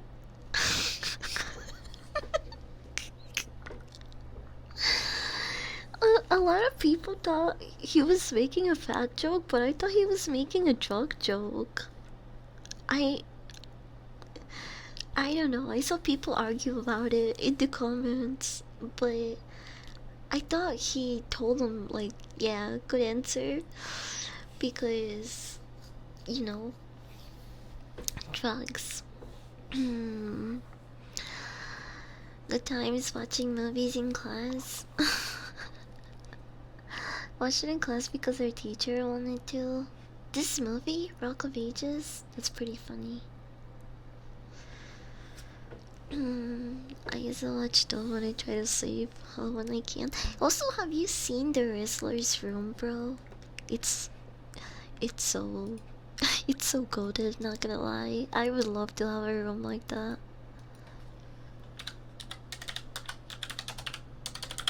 Have you guys seen his room? Hold on.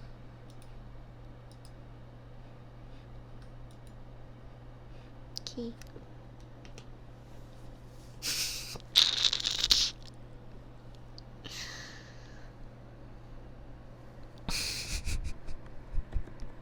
Look at that, bro. All the posters, Marvel stuff. The Wrestler Minute.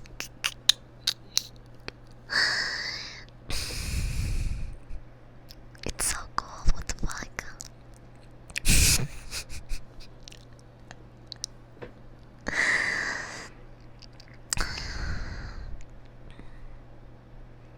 This is like a dream room for a kid.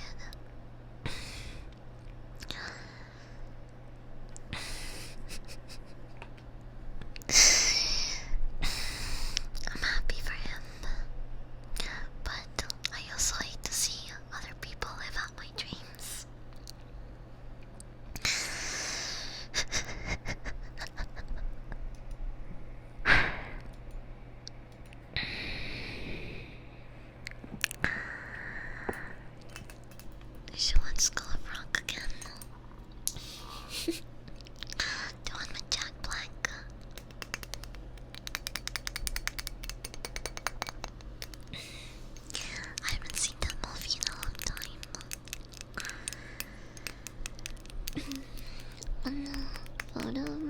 if that's his resource room.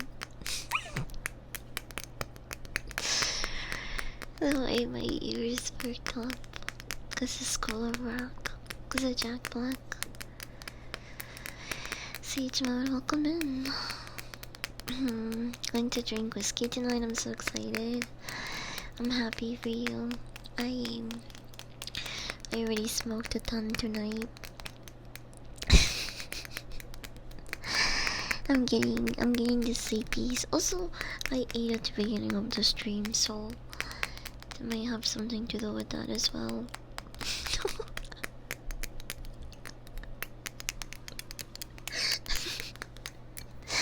What was that picture? You better delete that one. I think that was my worst picture of the night, actually. Jeez, learn how to hold the camera right.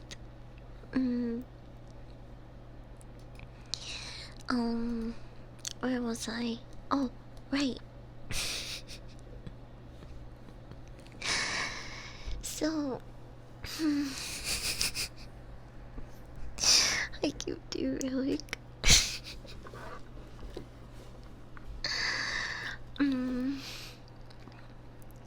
In this post-war dystopian Los Angeles, it's very like it's very hard to find real animals. Fuck you. I'm not taking the hit right now.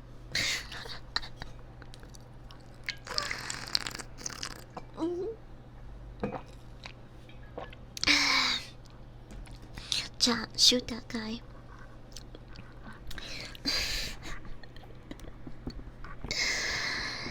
I can't tell me to delete. I even gave you a warning. The picture was incoming. I didn't see the warning.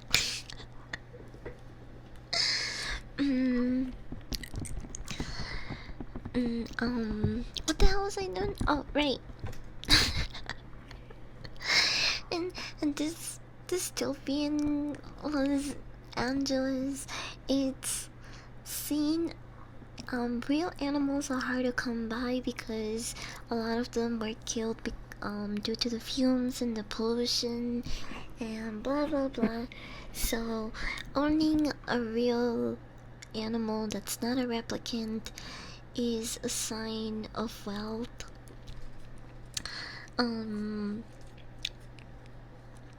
Even though the wealthiest man, well, one of them,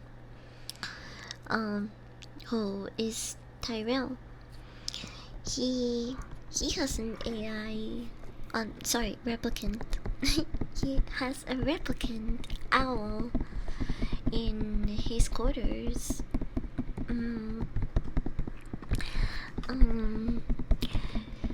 So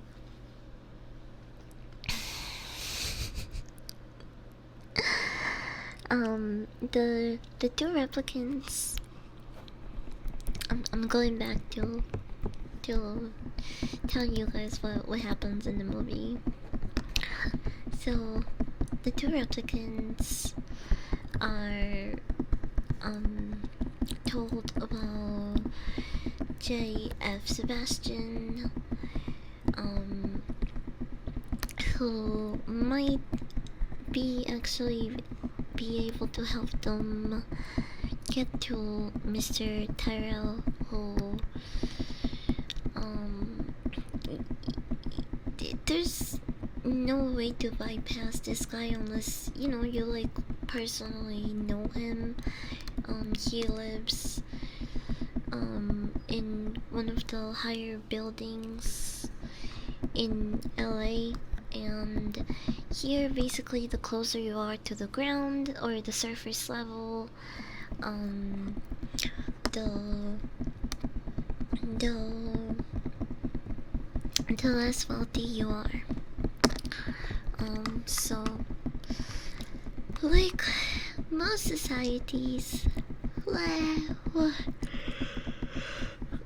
there's a hierarchy of wealthy and rich and elites and the poor. That's why, even though it is a very futuristic setting, in some of the scenes where Decker is walking around, you see people in bicycles or pushing carts and stuff like that. It's because it's just the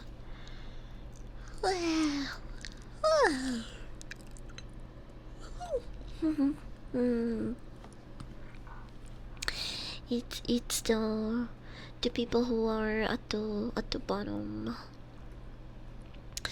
of society, I guess. Hey, you wanna hug? Come here.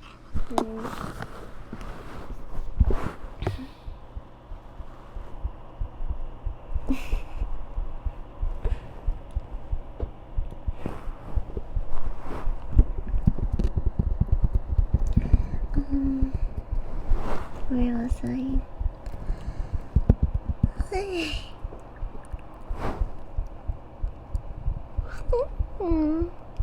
Give you a hug, like it's so comfy sometimes. It makes me wanna sleep.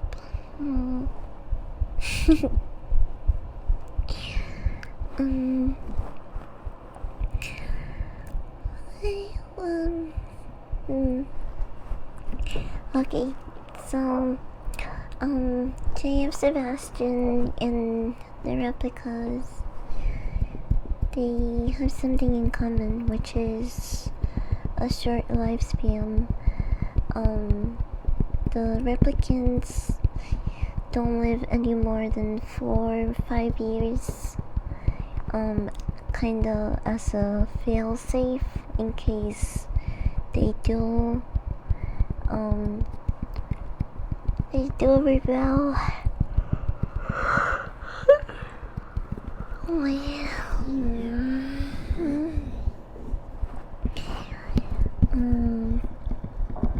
And Sebastian is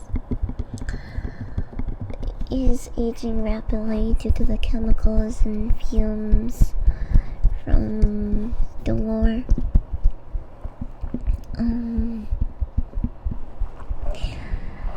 And then we go back to our main character, Rick Decker, who is drinking in his apartment.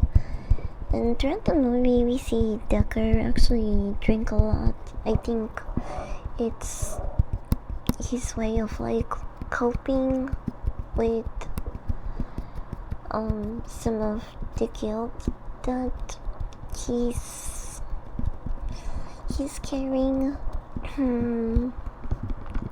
due to the fact that he's learning that a lot of replicants have become self-aware.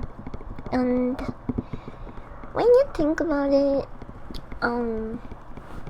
just because they lack compassion doesn't really make all of them bad and evil. Think of it as like children, you know. A lot of kids, actually everyone, like, we are not really born feeling those things. They're more like learned behaviors and stuff that we pick up as we grow up. And replicants are just born one day. They're just they're adults who are like mentally undeveloped because they still have to learn a couple of things.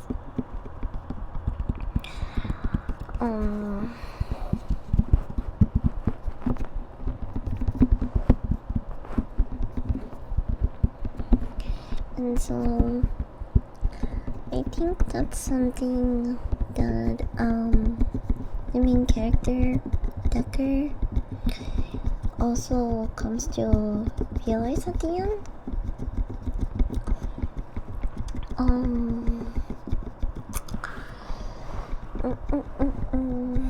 So okay, once they go back to Decker and we see him drinking in his apartment, Rachel comes in.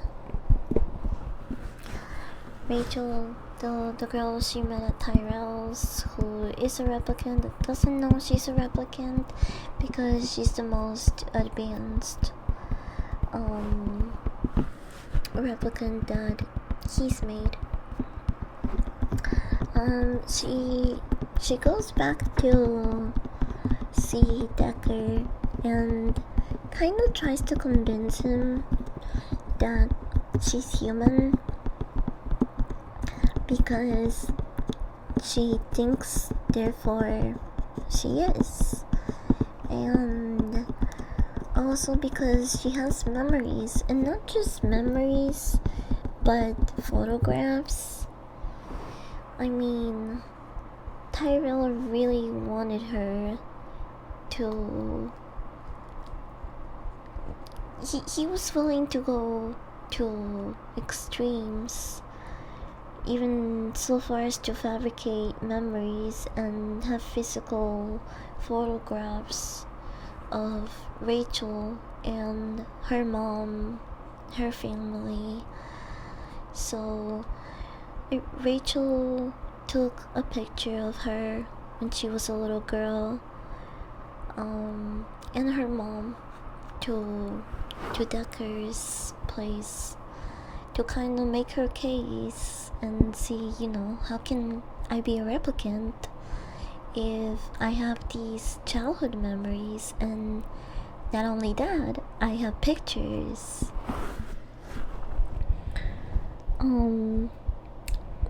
And once Decker notices how much this actually meant to her, he tried to play it off as a joke.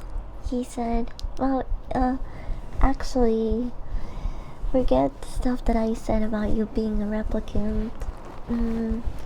He kind of like plays it off as a joke, and she's so upset by this that she storms off, leaving the picture behind. Lacking compassion is how we define sociopaths. Yeah. Or in this case, replicants. Kai Fight, thank you for the follow. Welcome in.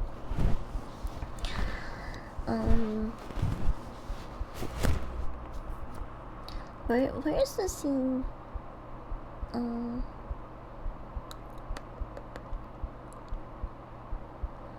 Is it here? Did I write about this scene or not? I'm looking at my notes because I took notes in it in case I forget stuff when I get bakey. I guess I didn't write about it.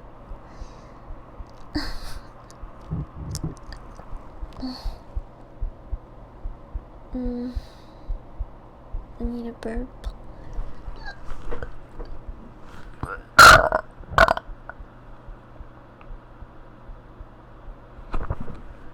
I need a burp again.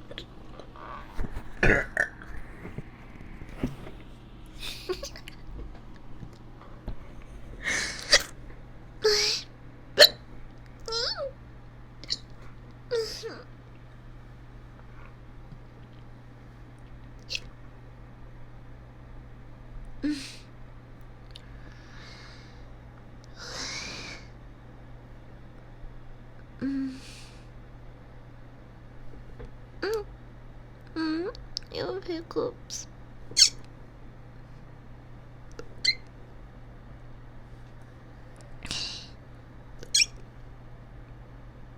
Mm. Oh. Mm. Mm. Mm.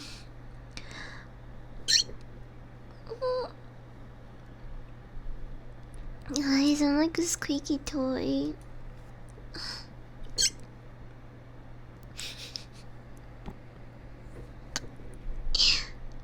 Mm.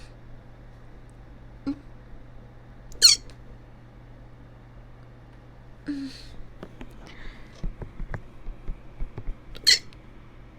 Oh my gosh.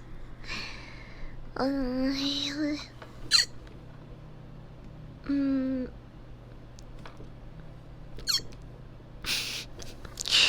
Maybe if I drink water.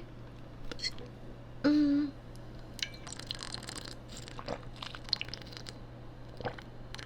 Mm.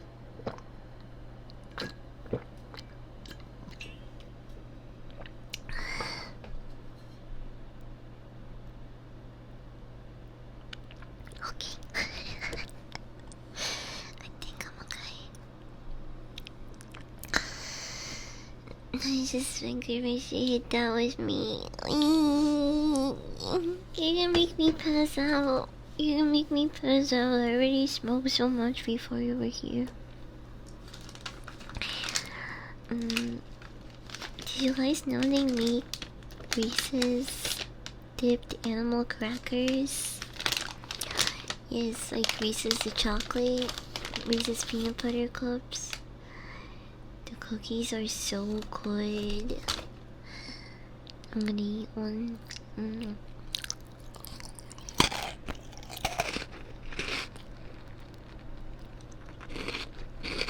Mm. Mm. Mm. Mm.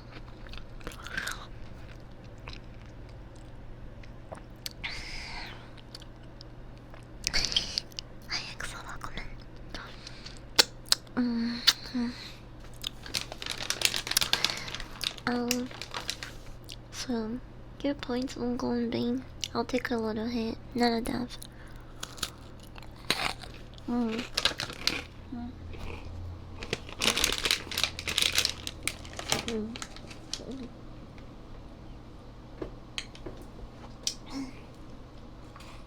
Mm. You're so good. Mm.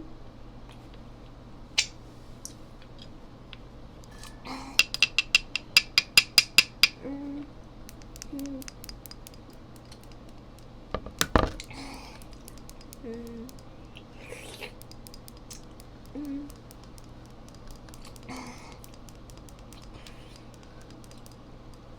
Oh, okay, so Rick is drinking himself silly while looking at crime scene pictures.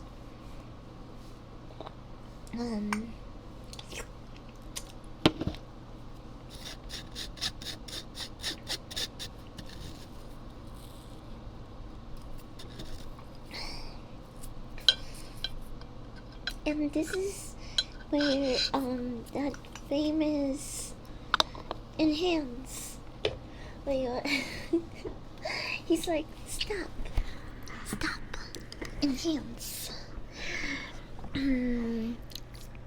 Go right, enhance. 5719. What the fuck what the fuck does that any of that even mean? What do you mean enhance 5719? He was just saying a bunch of shit, bro.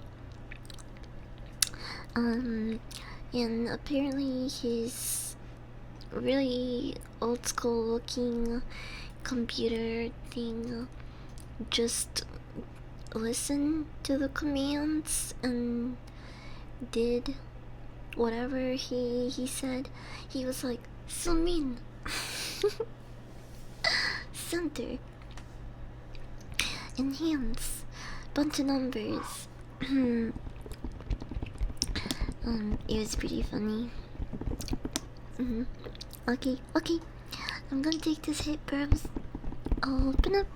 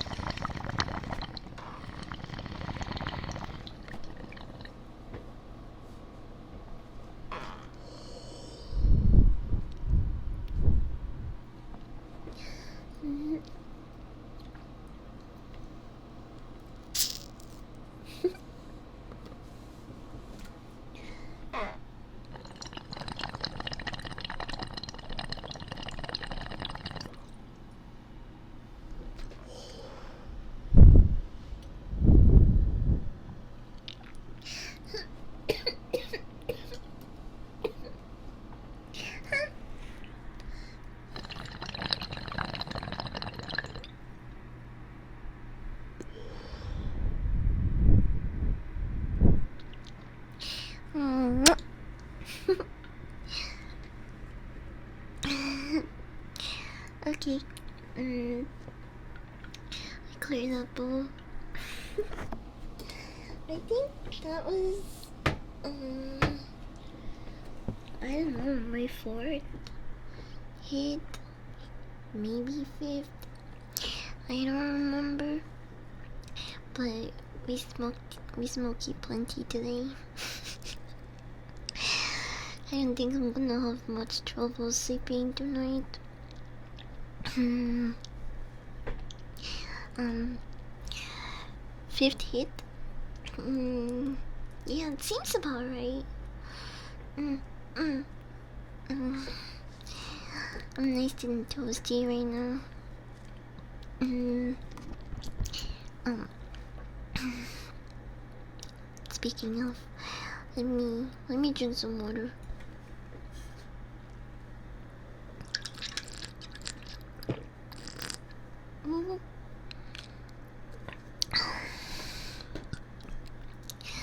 I actually slept at a decent time last night. I think it was before 1:30. I think it was like 1 a.m. or before 1 a.m. I don't remember. When did I say good night? 1:07 a.m. I tweeted that. It was shortly after that I went to sleep. I remember.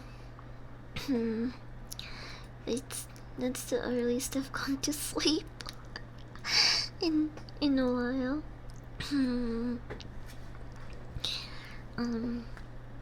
Okay, hold on. I'm cracking my bones. Ooh.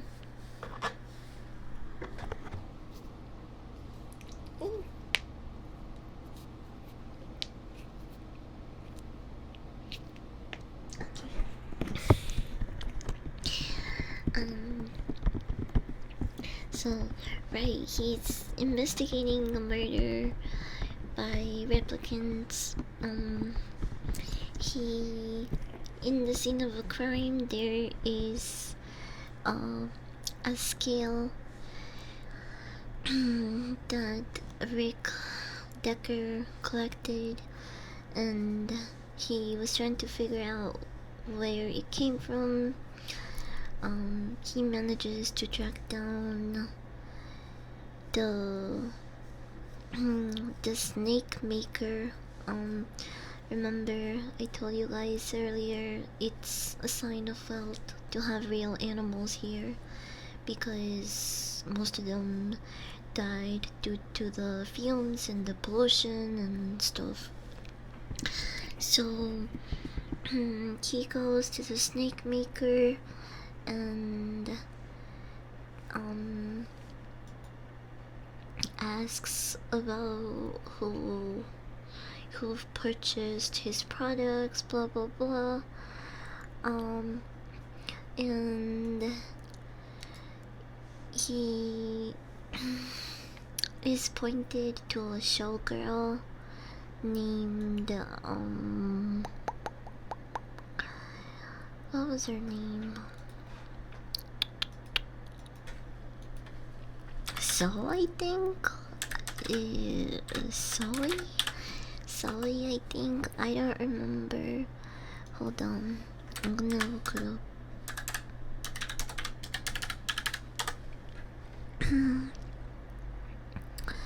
Chris Sora, that's her name, Sora. Honey, welcome in. Thank you for the follow. Oh, also, I don't think I did like keys for a plumbing store. I'm sorry. I'm yapping too much. I'll do like keys now.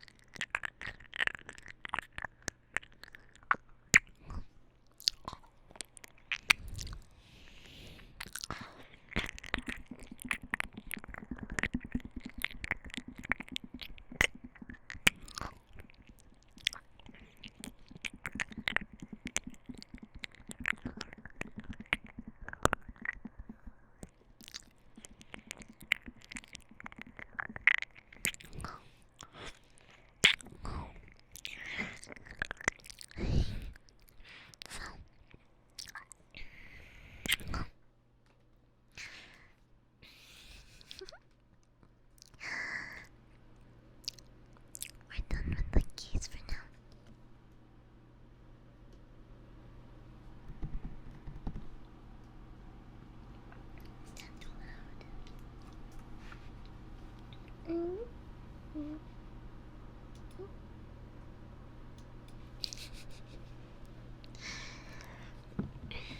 me help you clean up.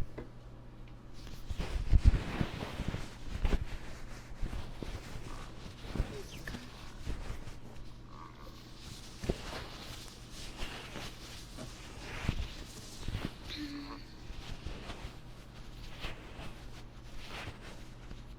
Your ears won't be dry and wet.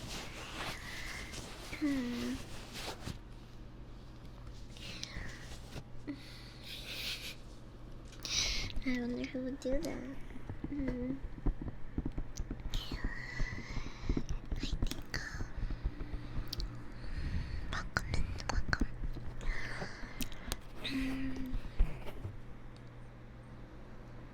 Feel like I need to change the battery on my deal. The volume is kinda low.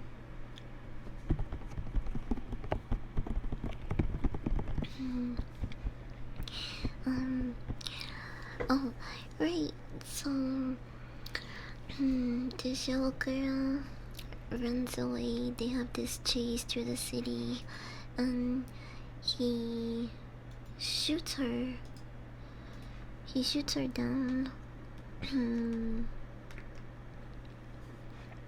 There she is, like, pow.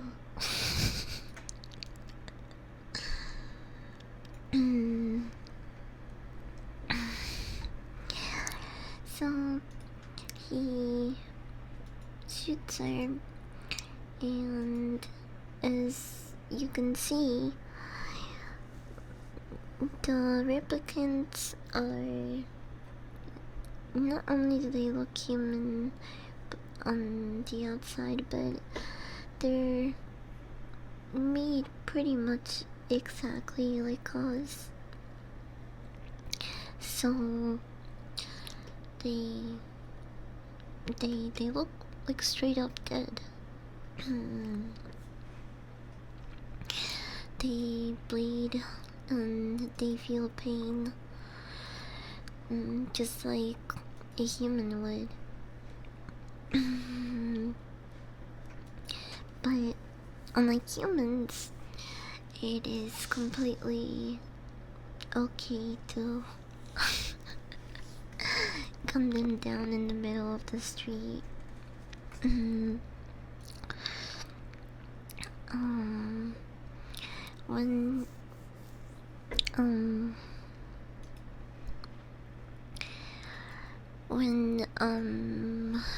What's her name? I keep forgetting her name. When Sora is shot by Decker and killed in the middle of the street, Leon, who is a replicant that they interview at the very beginning of the movie, Leon witnesses Decker kill Sora, and he ambushes Decker between two large, like, industrial, like, I don't know what kind of trucks they're called. Basically, like the ones that carry a lot of products inside. The really long ones.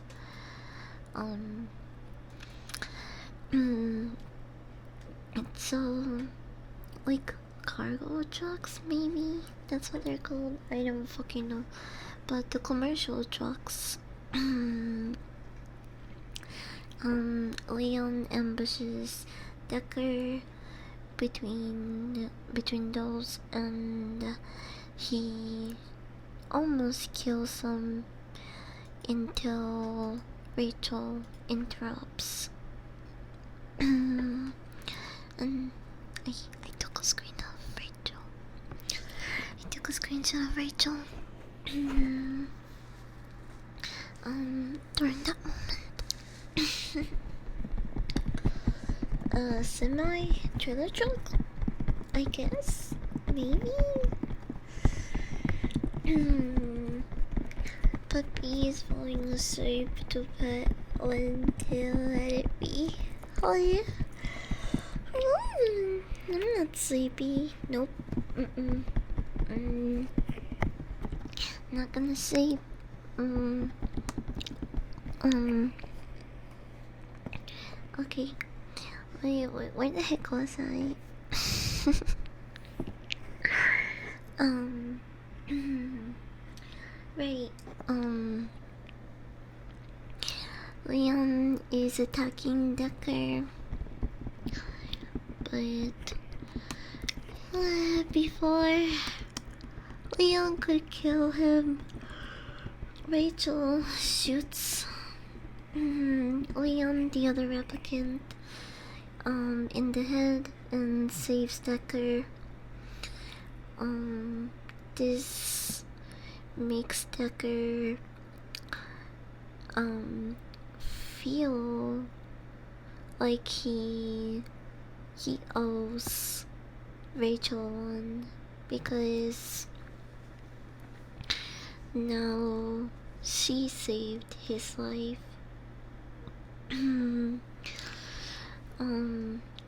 Despite, you know, him being the one that makes her question everything by telling her she's a replicant herself, even though, you know, she was unaware of this.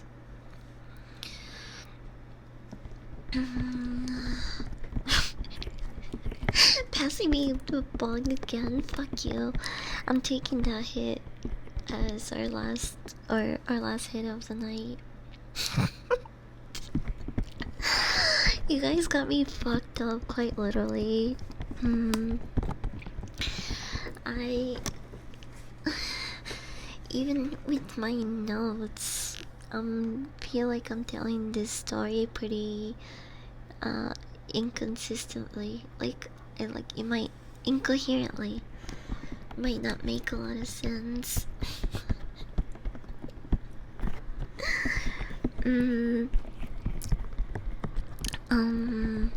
So where was I? Oh, right. This dog is fucked up, bro. Hold on, where's my fucked up face? This dog is fucked up, bro.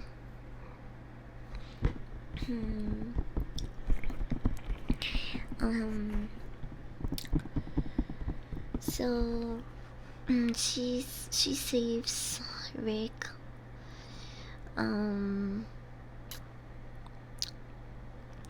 And after this, she asks him, with like, you know, puppy dog eyes. She's like, would you hunt me down, Mr. Blade Runner, sir? And Decker goes, no, I wouldn't do that, but someone else would.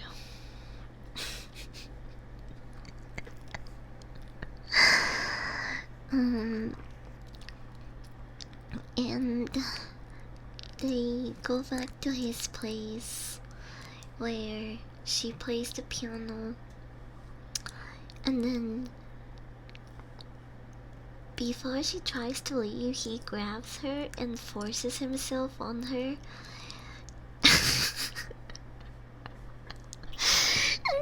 He's basically like, tell me you want me. And he like coerces her. He kisses her. And after that they have sex. Apparently, I don't fucking... I mean, it's implied.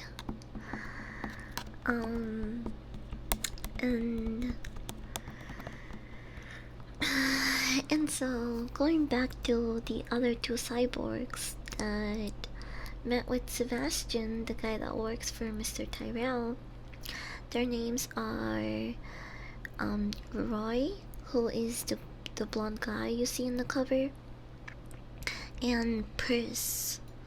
She is a pleasure bot who originally has like messy blonde hair, and later in the movie she spray paints her eyes black and her hair is all brushed. She looks basically like a doll. And that's kinda to blend in with the toys that JF Sebastian had made himself. Um, but yeah, wait, this is Decker just like kissing Rachel, and she's like, "What the fuck is going on?" I. It was a very, very rapey scene. And after that, they do the nasty, and now Decker and her are in love.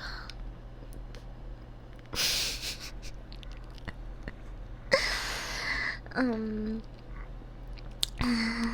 so going back to the other to the other replicants, they convince JF Sebastian to take them to see Mr. Tyrell. Specifically Roy, he's the one that goes up in the elevator with him. And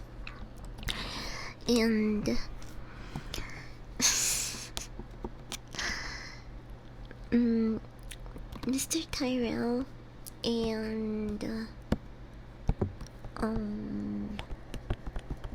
Mr. Tyrell and Decker had an ongoing game of chess. Apparently they played each other pretty often, and Tyrell always won, but because Roy is a replicant and he was actually pretty smart himself,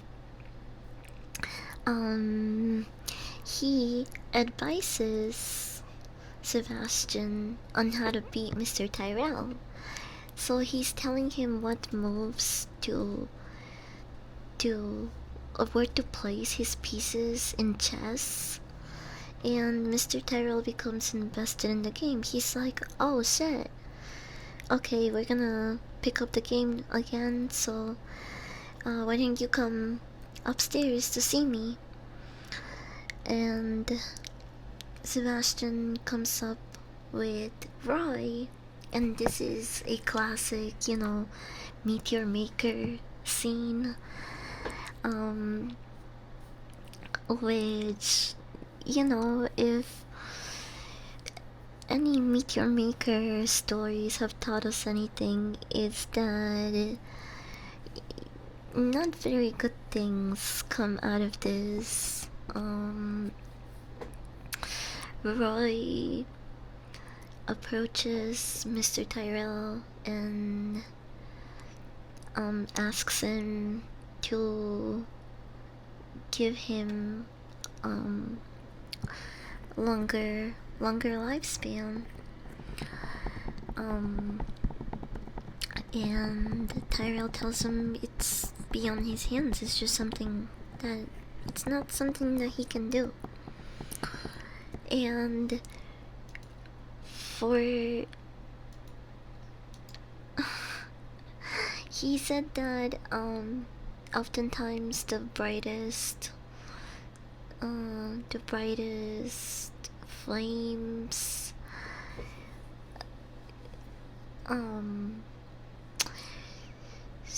shot of the quickest. I forgot what the analogy he really used. He basically said that the brightest fire burn out quickly, and then he tells Roy, and you have burned so very, very brightly.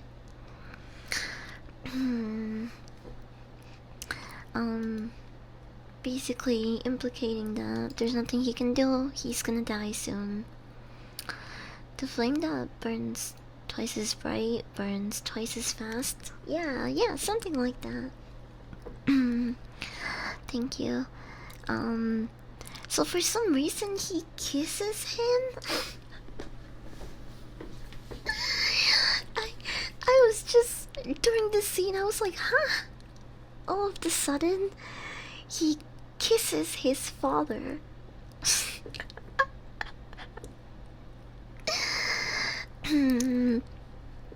And after this, he takes a step back and pokes his eyes out, basically kills him by gouging his eyes out.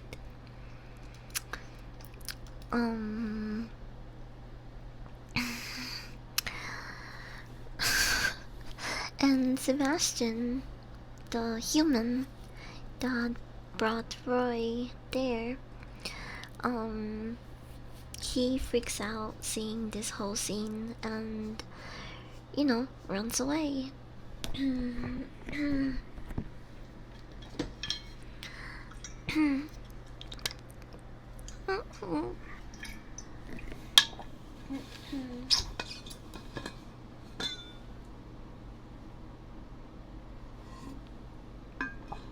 That's when I turned the movie off. What's wrong? Can't handle a little father-son kissing? In layman's terms, Joel, I don't know for a bit and come back to kisses his father. Told you it was an excuse to be gay. The same thing to Victor. And that's when I started jerking my shit.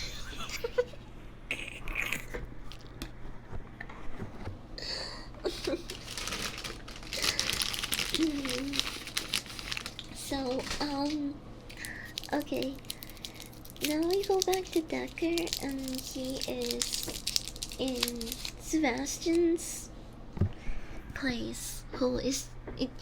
Sebastian lives in a really large, rundown building, by the way, with these creepy ass toys that he makes. They're like real life dolls just walking around his dark shitty apartment building thing. It's really freaky. But Decker goes to Sebastian's place to investigate, and he bumps into Pris, who looks like a doll. She's like trying to blend in with the other dolls.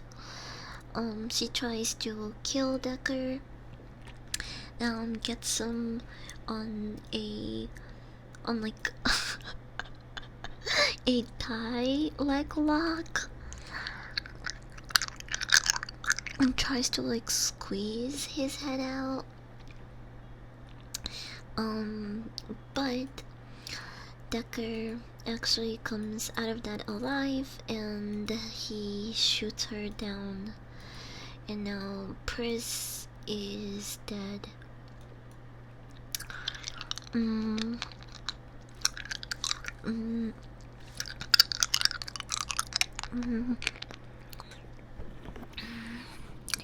So, Roy comes back from murdering his maker, Mr. Tyrell, and he sees Pris's body.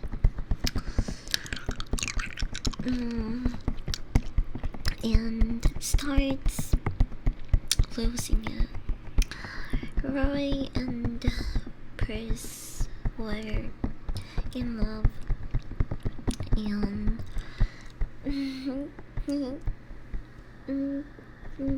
of course, seeing Pris dead set him off. Mm, mm.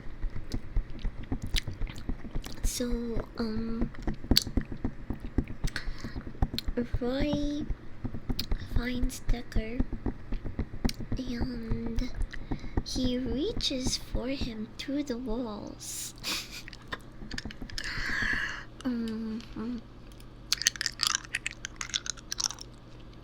He just grabs his arm through the wall hole and starts breaking his fingers.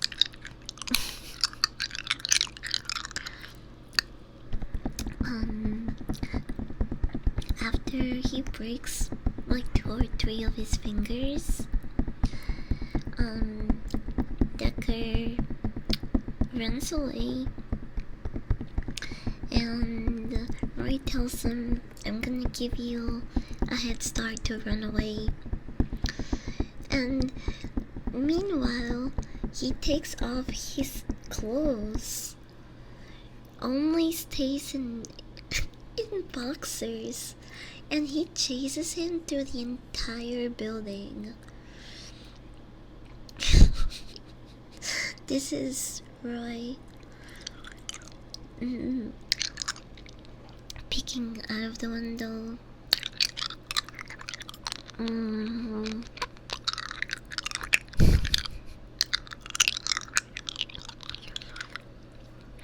So they're fucking doing parkour, trying to run away from each other. Well, I mean, not from each other. No, actually, Decker loses his gun in the chase while he's running away, and so he becomes the hunted.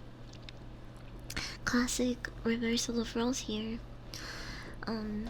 Since, up until this point, we only see Decker,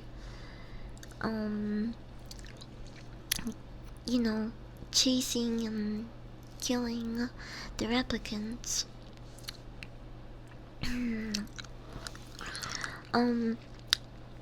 So Roy is chasing Decker to the whole building, and he jumps from one edge of a rooftop to another, and doesn't quite make it.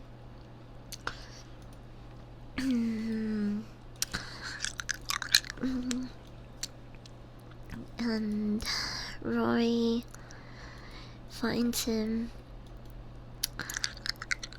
And then he starts trauma dumping on Decker.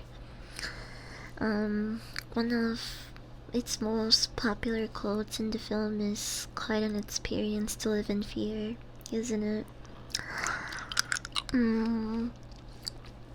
Because throughout the movie, they keep emphasizing that the replicants don't have feelings. And we are led to believe that Roy is going to let Decker die. I mean, he went through all of these extremes and had his breakdown, chasing Decker around. And not only that, but he killed Pris, who Roy was in love with. So when you're watching this for the first time, you're led to believe that, Decker is for sure going to die. But Roy pulls him up, trauma dumps on him some more, tells him things like, you wouldn't believe the things that I've seen, the stuff that I've been through. Um, and he tells him I should have written down this quote actually, because I think it's also one of the most popular quotes of the movie.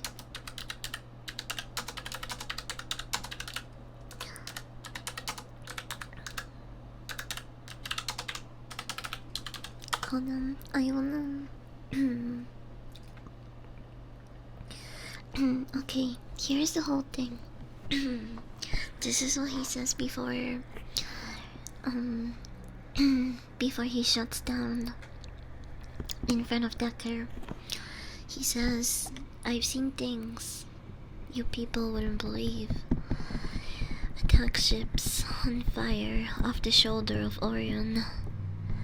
I've watched sea beams glitter in the dark near the Tannhauser Gate. All those moments will be lost in time, like tears in rain." And in this scene, if you can tell, it is raining. And then he says, "Time to die."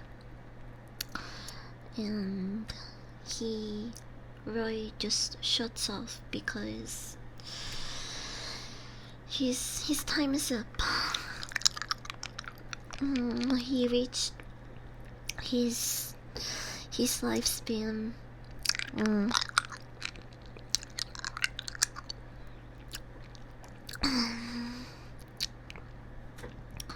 And Decker is just here, like, fucking flabbergasted. Probably mind fucked by the fact that Roy even saved them.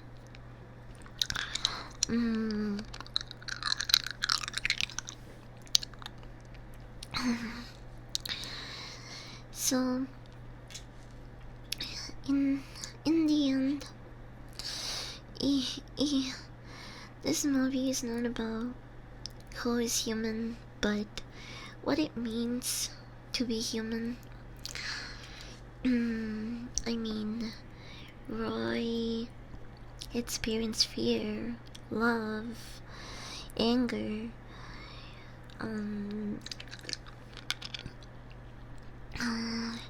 all of these things that Decker believed that were not possible. They couldn't experience, and that's what set them apart from humans. I think this is the moment where he was fully convinced, because by the end of the movie, at this point he was already falling in love with Rachel, the replicant.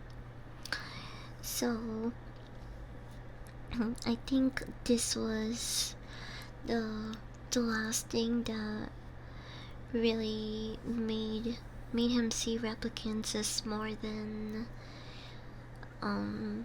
just, dad. At the beginning of the movie, he he shows no empathy towards replicants. He just believes that they are like machines.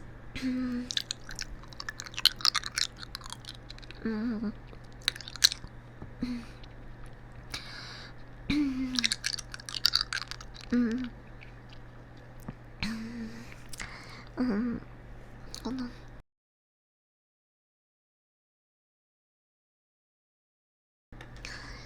So there's two endings to this movie.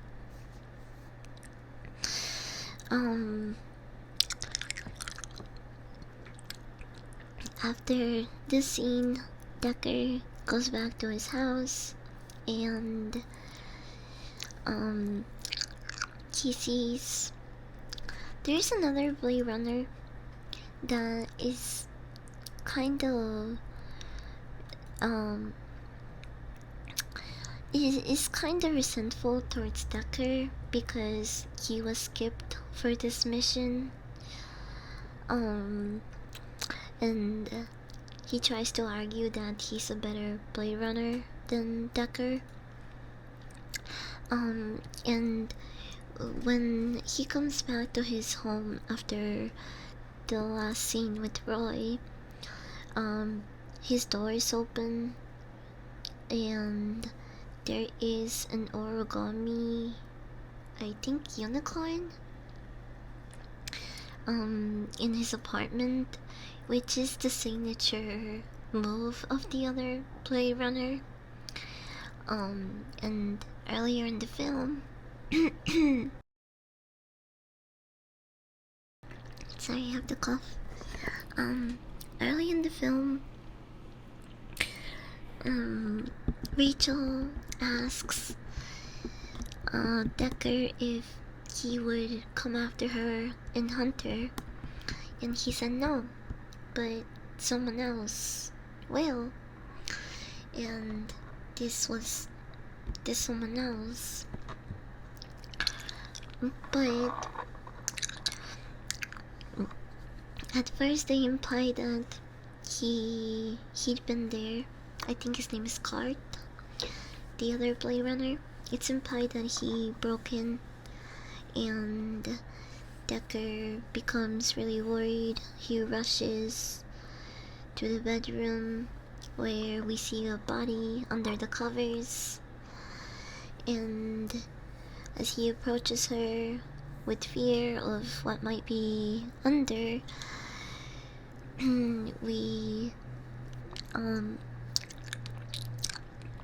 we were shown that Rachel is fine, and this was just kind of a warning, or more like showing that the other Blade Runner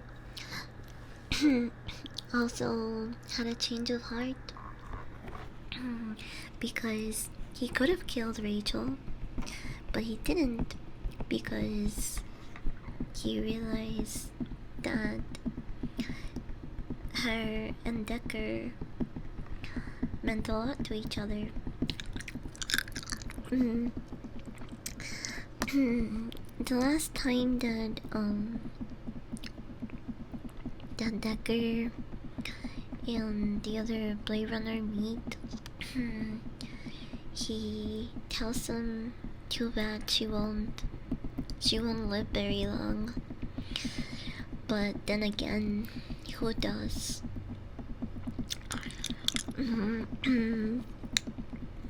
I guess it's just him saying that there's no reason for him to kill her, because she also, like Roy and the other replicants, has an expiration date.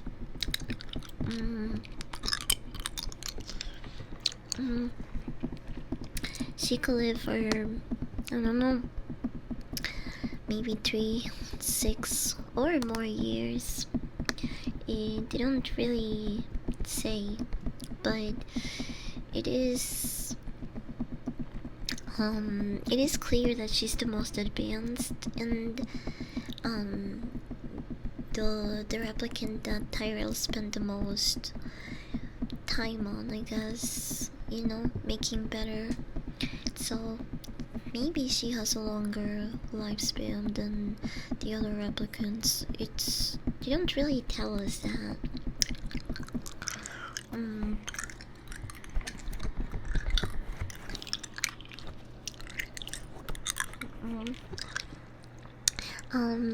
I had no idea this movie was directed by Ridley Scott, by the way, up until like yesterday. And there are definitely a couple of sounds that I recognize from Alien. Especially in the scenes where Decker is drinking alone in his house, or we see like flashing computers. mm, they have um they have sounds that just like triggered by, oh my gosh, I've heard that before. It's from Alien. It just, it was kind of cool to hear them and see similar aesthetics, I guess. It's kind of funny to compare this movie to Alien because they're nothing alike except in the sci-fi aspect of it. But yeah, I thought that was really cool. um, I rated it. I rated it 3.5 stars out of 5. I don't know if it should have a 4-star rating. I do like a lot about it. Like I think the visuals are great. The storyline is interesting. I don't think it's like super hard to understand. Um, but apparently initially they released a like a dumbed down version of it, and it was with Decker narrating the whole thing, and that was kind of a way to, you know, um make it easier to follow, since he was pretty much since he was pretty much narrating and telling the whole story. So they thought that could help with people understanding the film a little better. But I'm glad I didn't watch the version, because I think the silence added to a couple of scenes. They made it seem a little bit more serious, or um like mm, sad, I guess. I don't know. I gloomy. There we go. Like, yeah, there were some scenes that I think it was better if he wasn't narrating. Blade Runner for Dummies, yeah, basically. But yeah, I rated it overall 3.5 out of 5 stars, and on the Gunner scale, it gets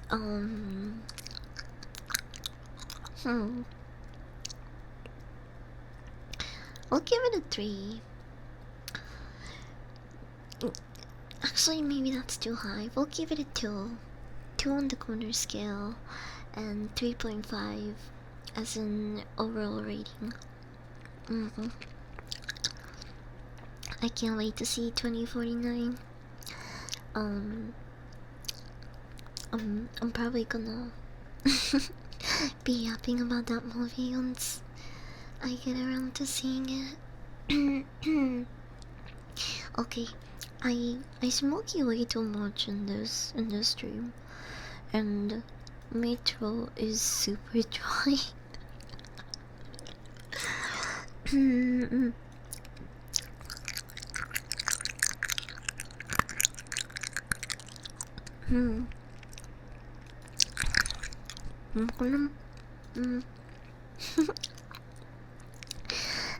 I'm gonna end streaming here, cause it's been for almost 4 hours actually. And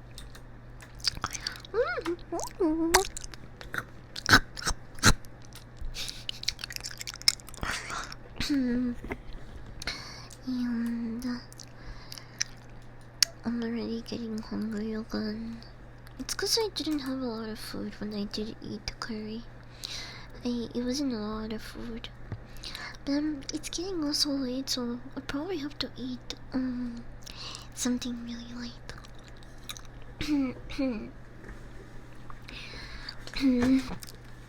I'll give it a flat 3 for general rating. Let's picture time. Okay, I'm ready. I'm ready.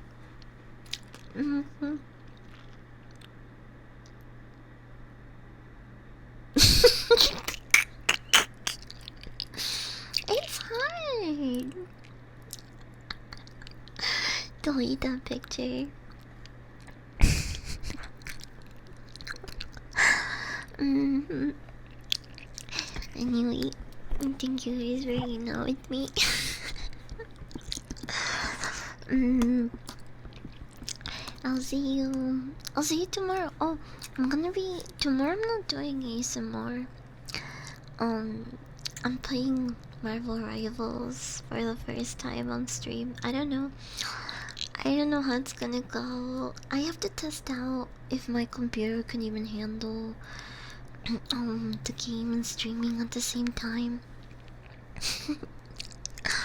um but tomorrow's gonna be a pretty loud and yappy stream, so don't expect to get any EPs in here.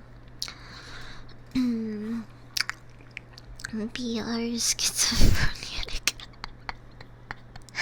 I'll come in. You'll fit right in. Yeah, I need water really bad. I feel, dude, my throat is so dry.